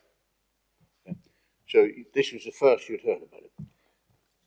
My compromise on some of this, and it's purely for me, is originally the roundabout was going to be delivered on the 201st house being occupied. We've heard from Persimmons today that they're prepared to build the roundabout on the first occupation, not the 201st, the first occupation. Would that be a problem to highways at all? No, it would not, no. And also the slip road, engineering and land-wise, and conforming with regulations, that wouldn't be a problem either? That's not something that I could comment on here and now. That's obviously a new proposal that's been put forward in this committee. So there's been no studies done by ourselves or by Persimmon on whether that's a.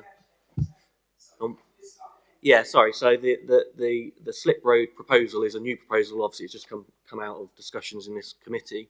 Neither the County Council or Persimmon have looked at that as an idea. We couldn't say here and now whether that's a goer or not, because we don't know whether geometrically we can fit it in, whether Persimmon own enough land along the frontage of the 141 to fit it in. But as a point of principle, if those things can be overcome, then absolutely we could look at accommodating that. But they are quite big risks in terms of, if they can't fit it in, then clearly they can't achieve that. Thank you. Yeah, so I'll come in. Oh, did you want to come back, Councillor? So I'll come back there then. So it's not certain we can do the slip road. That's a wish, but it is not a wish. It's an absolute fact that we could build, or we could ask, or Persimmons to build a roundabout before a shovel went in the ground regarding the application site, and you wouldn't have a problem with that. No, I wouldn't have a problem with it, but I think that the Persimmon did mention this, that obviously the practicalities are that they will need to get onto their site to be able to construct the roundabout, and if the slip road option isn't available, then there is no other way for them to get onto their land other than via Knights End Road. So it may well be that if the slip road option isn't available to them, then they'll have to come in via Knights End Road if then the first thing they do on site is then to build the roundabout. Well, I think going back from that, and as a question for you, I could accept that because it'd only be a very, very limited amount of traffic going down Knights End Road to build the roundabout, wouldn't there? So they wouldn't be massive, great. There might be a few lorries here and there for tarmac and whatever, and building the blocks and whatever, but there wouldn't be the amount of traffic for the 200 odd homes, would there? Do you not agree? No, I agree. No, definitely. That it would be a very limited period of time, much smaller than the 201. Sorry, I think you're Mike. So yeah, that's a compromise for me that would be acceptable. Anyone else at all? We put the highways through their paces, and they've been very good answering all the questions. So any more before we let them go? No? Thank you very much. Thank you.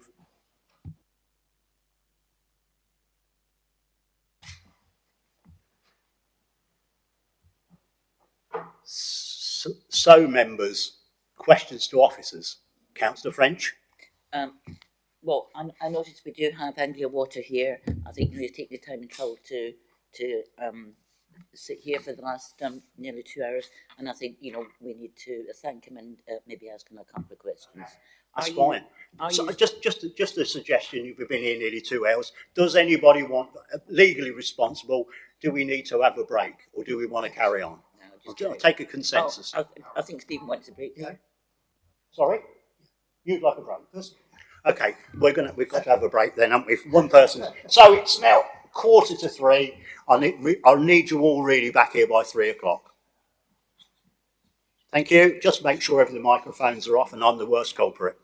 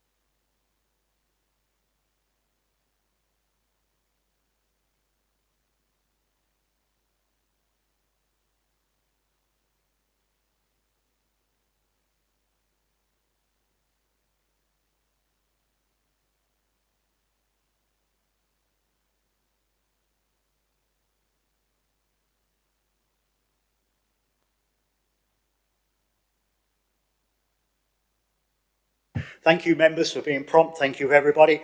I've just got there's a couple of questions members want to raise with highways. So we've got Councillor Marks first, answer your question, followed by Councillor French. Thank you. Thank you, Chair. Can I just clarify the conversation or the responses you gave earlier?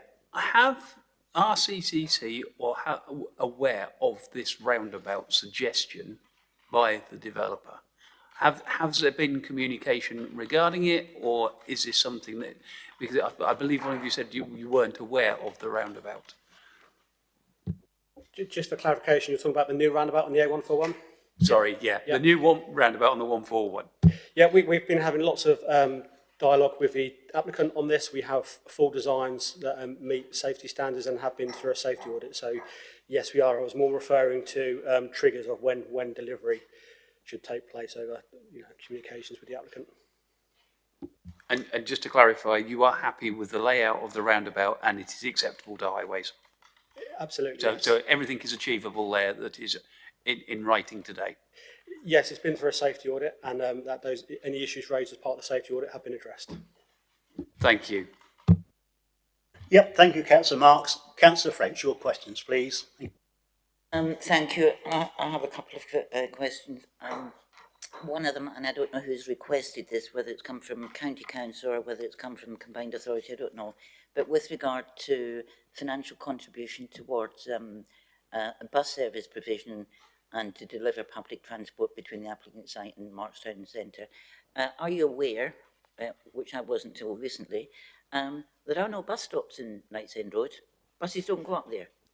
And I think, and it's quite a lengthy road, so I think, that should be looked at as well. Also, there was information came through from the vicar about the public rights of way and the cemetery there. Now, the cemetery has been closed since 1880, I think, and we don't want people breaking through. So there is a request, can proper fencing going up to stop people going into... but to highways, again, I've noted that improvement scheme to the A141 and under the MAT scheme, but there's no mention, there's a mention in one, but there's no mention in your report. And I know that Hostmore is very controversial with certain things. Sorry, could you just confirm your question there? I'm not sure what you're asking. The question would be with regard to Hostmore 141, are you looking into that? The other question is probably not to you, it's more to the Public Rights of Way officer, but you might be able to answer that question.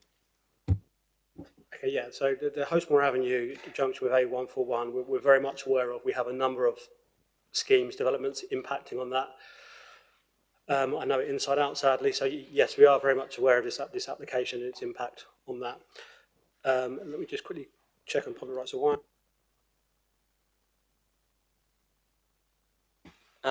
My understanding is that we've requested, I say we, the Highway Authority, not us personally, but our colleagues in Rights of Way have asked for a condition for a detailed Rights of Way scheme, and at that point we can deal with fencing and whatnot in terms of the churchyard.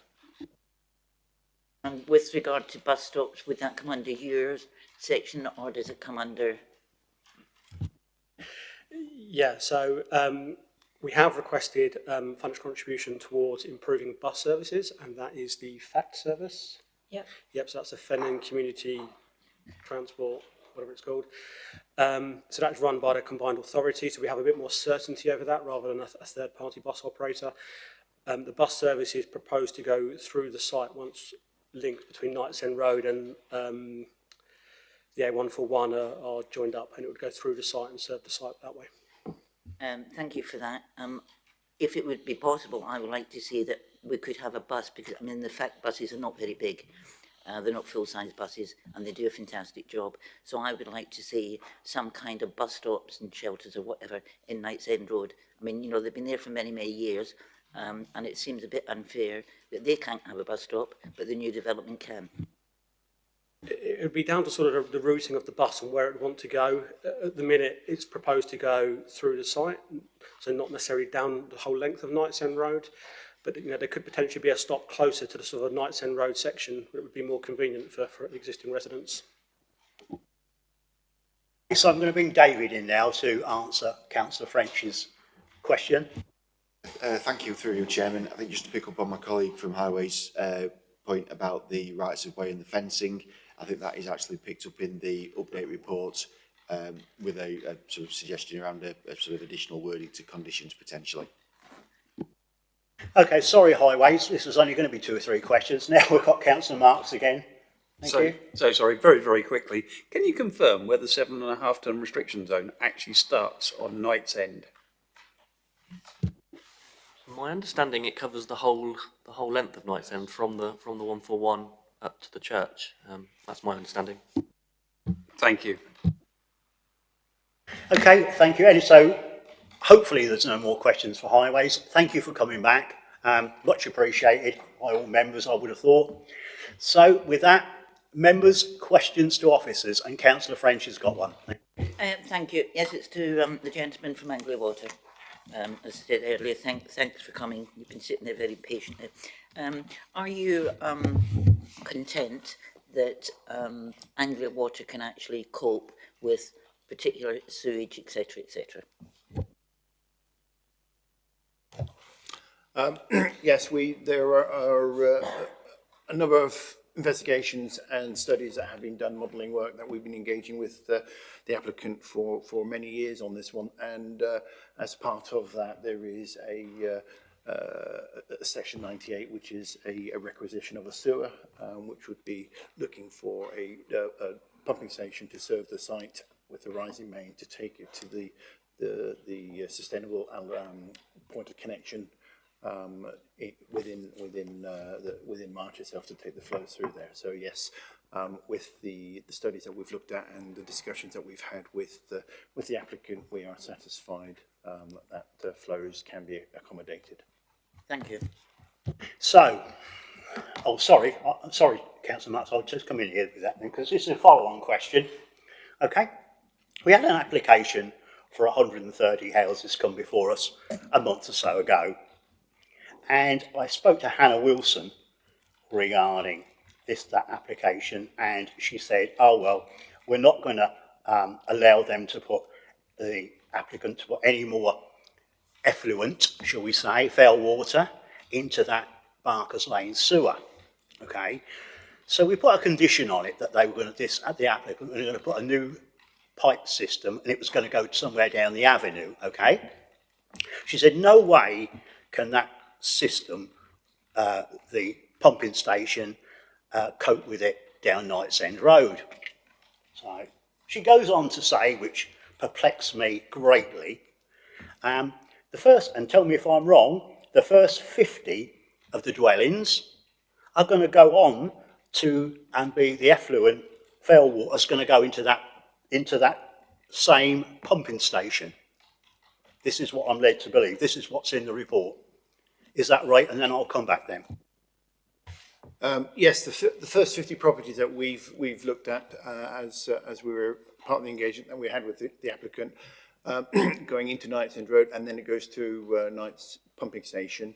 The flows that we are looking to that will be can be accommodated with that length of sewer and the pumping station itself. Yes, I've got a little bit of odds with that, because the pumping station, according to Hannah Wilson, is up to capacity, and to back that up, pardon the pun, it backs up the sewerage and backs up on Barker's Lane. We've got people in Councillor French has photographs of it. I've seen it from my own eyes on several occasions. So it doesn't matter how many tributaries, we'll use that word, that come into the pumping station, whether there's 4 pipes, 5 pipes or 2 pipes. If the pumping station can't cope with it, as said it can't on wet weather, it can on dry weather, but as you know, it's not with climate change, whether you believe man-made or not, the weather is changing. We're getting more heavier rain in shorter bursts, so it can't cope with it, can it? Because it proves that with the backing up in Barker's Lane. So all we're doing is, with this 50, where you weren't going to let 130, no way, and quite rightfully so, you're allowing 50. I know it's only, yeah, I know it's a lot less, obviously, going in there on an overcharge system. So this doesn't absolutely make sense to me. Yes, I mean, I can understand where you're coming from. With regards to the flows, the pumping station that the flows going into Knights End, it's a different part of the network. There's a different pumping station that comes down Barker's Lane. The issue that we have with Barker's Lane is that it is a very flat sewer. So it hasn't got the capacity, and what happens is it doesn't take for a lot of flow to go in there to actually cause the problems. Whereas the sewer in Knights End Road has got that self-cleansing velocity gradient, which allows for that flow going in there. So for context, the flows for 50 properties will be around about 0.2 litres per second. And the capacity of the 150 sewer that we're looking to connect into it has up to 26.4 litres per second. So it's a very small amount of flow going into it. It'll almost be negligible.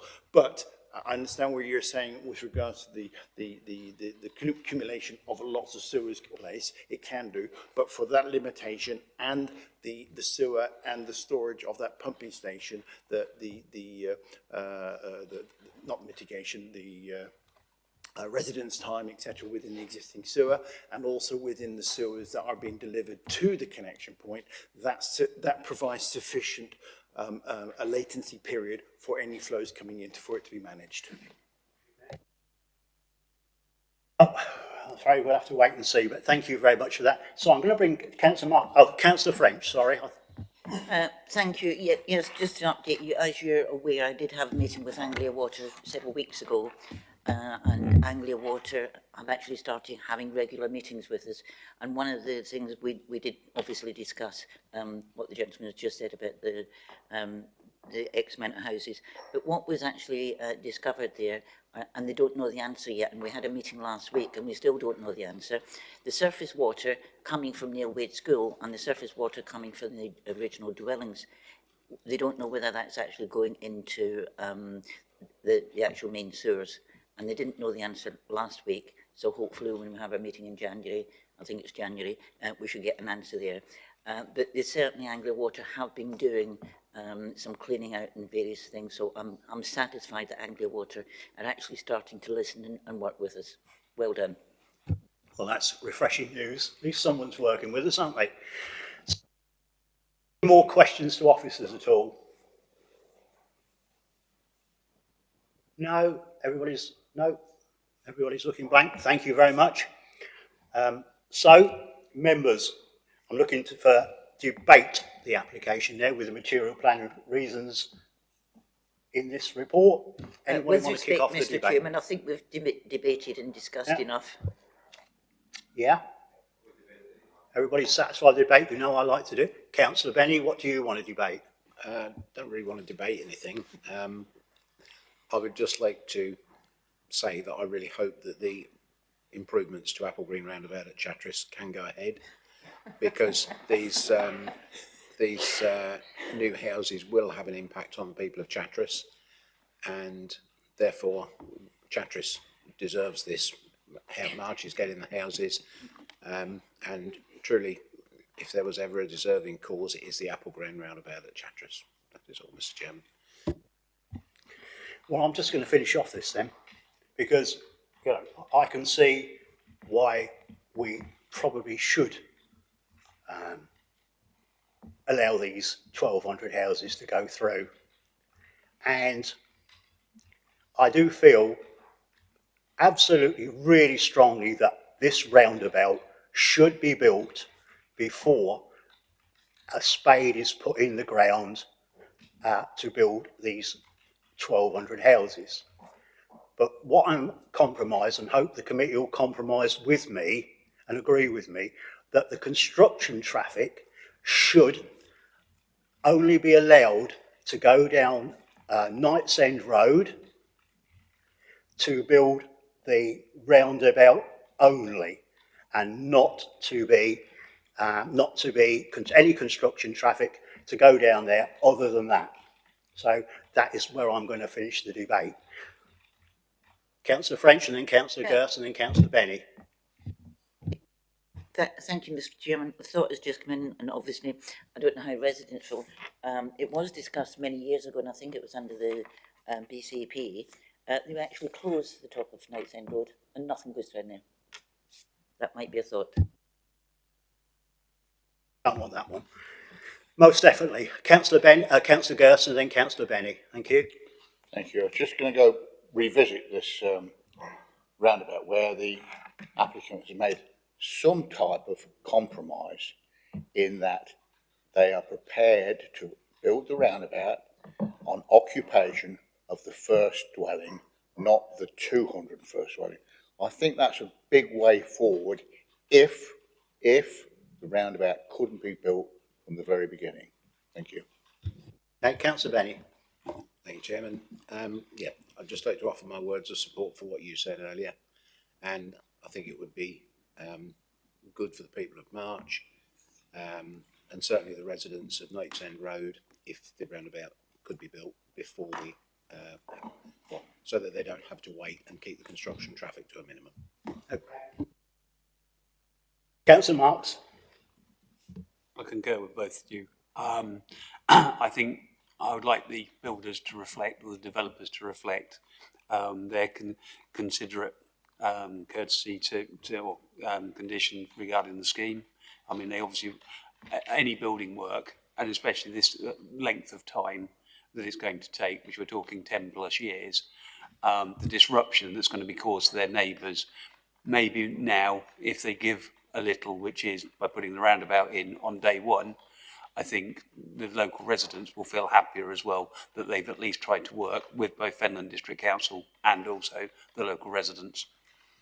I also agree with Councillor Benny, Chatteris does need that money on that roundabout fairly quickly. Okay, so I'm going to close the debate now, and I'm looking at a proposer to go. Sorry. Councillor Senate Clough, sorry. Thank you. While I agree that the construction traffic should be kept to a minimum, I wonder how that condition can be imposed and policed going forward.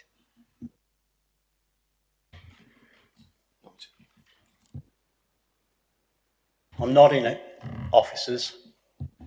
Thank you. Through you, Chairman. Obviously, there's been a lot of debate about the roundabout, and I think partly this maybe comes back to a point that Councillor Benny was sort of making earlier in the questioning session about sort of reasonableness. So as it in terms of dealing ordinarily with developments of this kind of a scale, it's not uncommon for there to be a delivery of a certain level of that development before infrastructure is delivered. In terms of the information that is in front of the committee, all the modelling work that's been done indicates that the first 200 houses can be adequately accommodated via Knight's End Road before the roundabout needs to be delivered. And also the professional view of your sort of highway experts, i.e. the County Council, again, is that there is no requirement for the construction traffic for that first phase of development, or that construction traffic for that first phase of development can also be accommodated by Knight's End Road. Clearly, the applicants, as part of the proceedings this afternoon, have indicated that there may be some scope to shift on that to a lower level of delivery than the sort of the 200.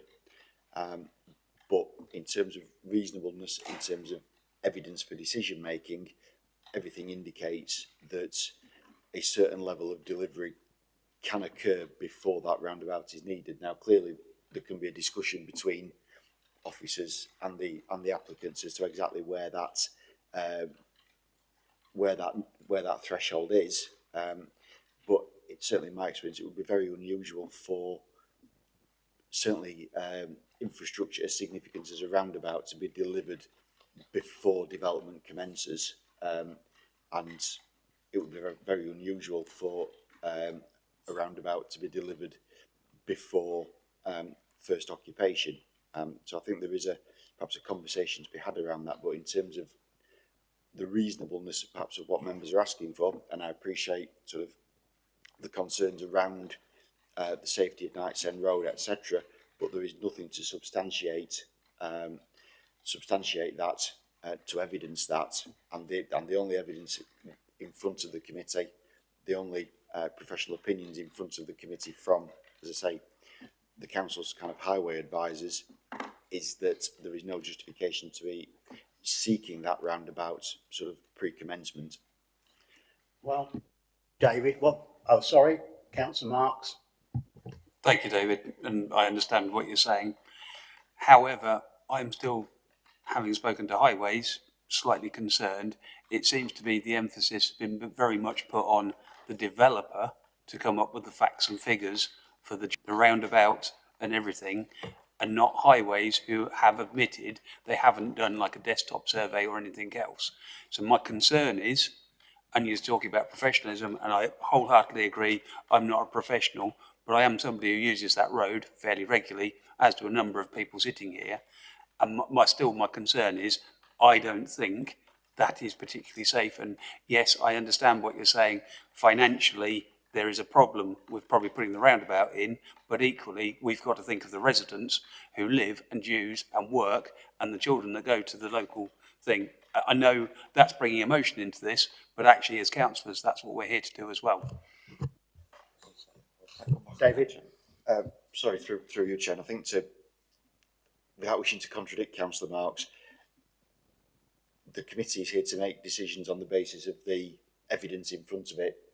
It's not here necessarily to make decisions based on, emotion or the human side of things. It's here to deal with the evidence that's in front of you, and there is no evidence that's been provided to really justify requiring the roundabout to be delivered at an earlier stage. In terms of the modelling, etc., that Highways have done, there has been, well, the usual way of approaching such a scheme as this is that the developers provide the facts and figures. That's then verified by the Highway Authority. This application has been through a significant round of modelling work, of remodelling, and even re-remodelling in some instances. So, the views of the Highway Authority that are in front of you have not sort of been formulated overnight. They are the process, result of a 3-year-long process and numerous iterations of modelling work. So, obviously, the views of Highways are set out within the report. The mitigation required by Highways is set out within the report, and essentially that's what the committee needs to be making its decision upon. Okay. So, sorry, Councillor Marks. Thank you, David. Again, I've sat on this committee now 5-6 years, and I've seen various applications come through, and I've seen a lot more in-depth reports from CCC than what we've had today when we've talked about desktop surveys, we've talked about various things. And I think at the moment, and I understand emotion needs to be taken out of this, but I am concerned that what is in front of us from Highways is probably not as sufficient as I have seen on other applications. I see that Councillor French is also agreeing with me, and that is my concern where we are today, that we are putting a lot of stool on what the developer has said, and what we're being told by Highways is probably not as in-depth as I've seen on other applications.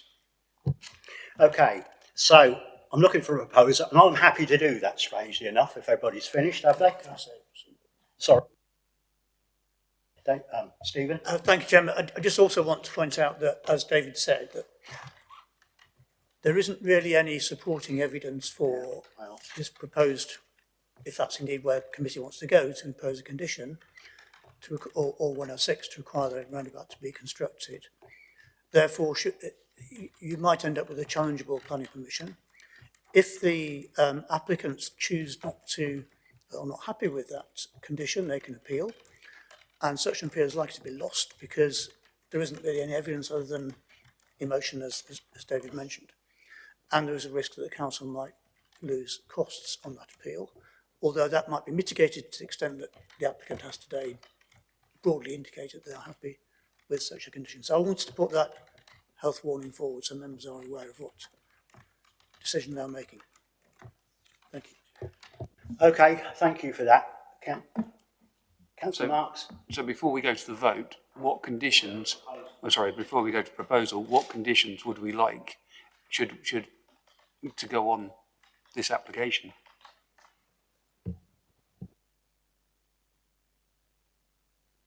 Well, I'll come to that in a minute. I'm happy to come to that in a minute. Surely if we're going to have a proposal to go with officer's recommendation, surely if we've got a proposal to go with our officer's recommendation or not, as the case may be, we should surely have conditions first. Well, yeah, this is what I'm writing out. So before I'm going to propose it, okay, and I'm going to propose something with some conditions, and then if anybody wants to add to those conditions, that's absolutely fine by me. Gavin, sorry. If I can just step in, sorry, Chair. So obviously just hearing sort of the debate and the sort of where it's gone to today, just draw members' attention to proposed condition 45 in the agenda. So that sets out explicitly when the roundabout is proposed to be or required to be secured. So obviously in terms of, say, the tone of the discussion, it appears that condition 45 is the crux of what members are currently considering and therefore may want to consider amending in their proposal. Obviously, I would just suggest, just emphasise what the legal advice you've just received there, in that we don't have what appears to me to be explicit agreement from the applicant that they would accept a variance to that condition, although they've indicated that they may consider a variance to that. So that does carry with it a risk that if that condition is amended, the applicant could technically appeal that condition. So just to re-emphasise what legal have said there, but it's condition 45 on the agenda that seems to be what members are discussing. Obviously, notwithstanding all the other conditions that are set out, but obviously not had much debate on those at the moment. Thanks. Okay, well, I'm still happy to make this proposal. So, as the chair, I propose that we approve this planning application on the condition that the roundabout is complete before any building commences, with a caveat that the construction traffic should be allowed to enter and leave Knights End Road unfettered during the construction of the said roundabout. So that's my. So have I got a seconder on that? No, before you take a proposition, I'd like to question a couple of these conditions. You can add some more conditions in. Well, no,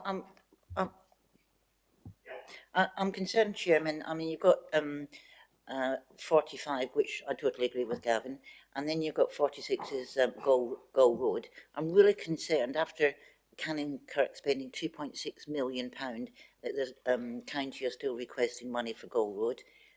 Then we go on to 47, which no more than 500 dwellings with regard to the Mats and the Hawtemore Avenue.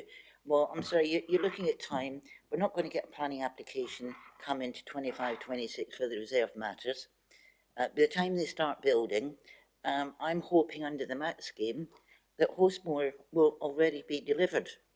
So I think probably that is unreasonable unless the applicant is going to pay that money up front.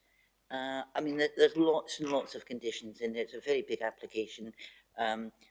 We can't refuse the application. I'm not happy with the application, but we can't refuse it. But it also came in the March area neighbourhood transport in 2017. So, you know, there's lots of things. But I think when the reserved matters come in, I think there is the time to look a bit deeper into all these conditions. Yeah, absolutely. But that's the proposal I'm making. David? Thank you. Through you, Chairman. I think just to pick those issues up, Councillor French, if I may. So in terms of Goal Road, yes, Canning Kirk have obviously delivered the junction improvements there. But I think the important thing to remember is that essentially the design, the engineering of that junction is to basically deal with the traffic that was generated by the Canning Kirk scheme. So obviously, as a result of this application, there will be additional traffic flows, potentially different traffic flows on that junction, which is what highways have identified as needing to be mitigated. So effectively, the junction needs a bit of re-engineering to accommodate this development. In terms of and again, the modelling for that is that basically that impact won't actually occur till we're well into the development, so the 500th dwelling. Similarly, I suppose with the MAT scheme, again, the model indicate that impact is after a certain number of dwellings, so that's why the 500 is the trigger point. Essentially, it's not needed before then. I hope that's of help. Yeah, if I can come back, yeah, I understand what you're saying, David, but the point that I'm making, by the time the reserve matter application comes in, the 500 dwellings, hopefully, host more and the rest of the MAT scheme will actually be completed. So I'll be interested to see, because a lot of this money comes from the combined authority, so I'll be interested to see where the promise of all this money is going if MATS is already completed. Oh, sorry. So just to come back on that again, I think in terms of the actual wording of condition 47, it does, having just reread it now, does seem to indicate that essentially if the MAT scheme has delivered the Hostmore improvements, then potentially that money is not required for that particular scheme. Thanks, David. That's the point I was trying to make. Okay, so I made a proposal. Does anybody want me to read it out again? No, you're all happy with that. So I need a seconder then, don't I? So, proposal from the chair, myself, seconded by Councillor Marks, that we approve the planning application on the condition that the roundabout is complete before any building commences, with a caveat that the construction traffic should be allowed to enter and leave unfettered during the construction of the roundabout. And all of the other conditions associated with this application. And did you want to read out the conditions, David, or go through them or point us in the right direction? Because there is several. Thank you, through you, Chairman. I don't think it's, I don't think anybody's got the patience for me to actually read through all 45 conditions. I think what I would just point out, though, is that the officer recommendation is that we're seeking delegated authority from the committee to finalise the terms of the 106 agreement, to finalise the actual precise wording of the condition. So the condition list that's here is a sort of a draft of conditions. We're seeking that delegation, but obviously the condition that you just proposed, Chairman, would be one that we would be adding in full with the wording that you've given. And of course, I can have a little look at that, a little peep at that when it and the council. Sorry. Yeah, certainly don't want you to read them out. It's 54 conditions, David. But I'm just looking at commercial opening times on condition 53. Do we know what this commercial unit class A is going to be? And then operation between 6 AM and 11. I think we need to know a bit more what that is before you stick conditions of times. Yep, Gavin, or? Yeah, so through you, Chair, so that's essentially in reference to the local centre. So the intention is to have sort of a small little retail outlet there, maybe a convenience store, hairdressers, something like that. So the proposal obviously is to restrict the opening hours for that, but that's generally to serve the community and indeed in wider community if need be. But obviously the Class E is essentially sort of a retail use class, but it does cover a broad scope of different sort of uses within that kind of retail function, commercial function. Yeah, thanks, Gavin. So is Councillor Marks. Just one thought. Regarding the construction plan, I take it as chair and myself, we will be able to look at that and agree that along with planners. I think so far, Councillor Marks, I don't think perhaps we should be here in 2 or 3 years' time, but yes, I fully endorse that. Through the Chairman, is that in terms of the wording of the condition, or is that to actually see the details of the condition?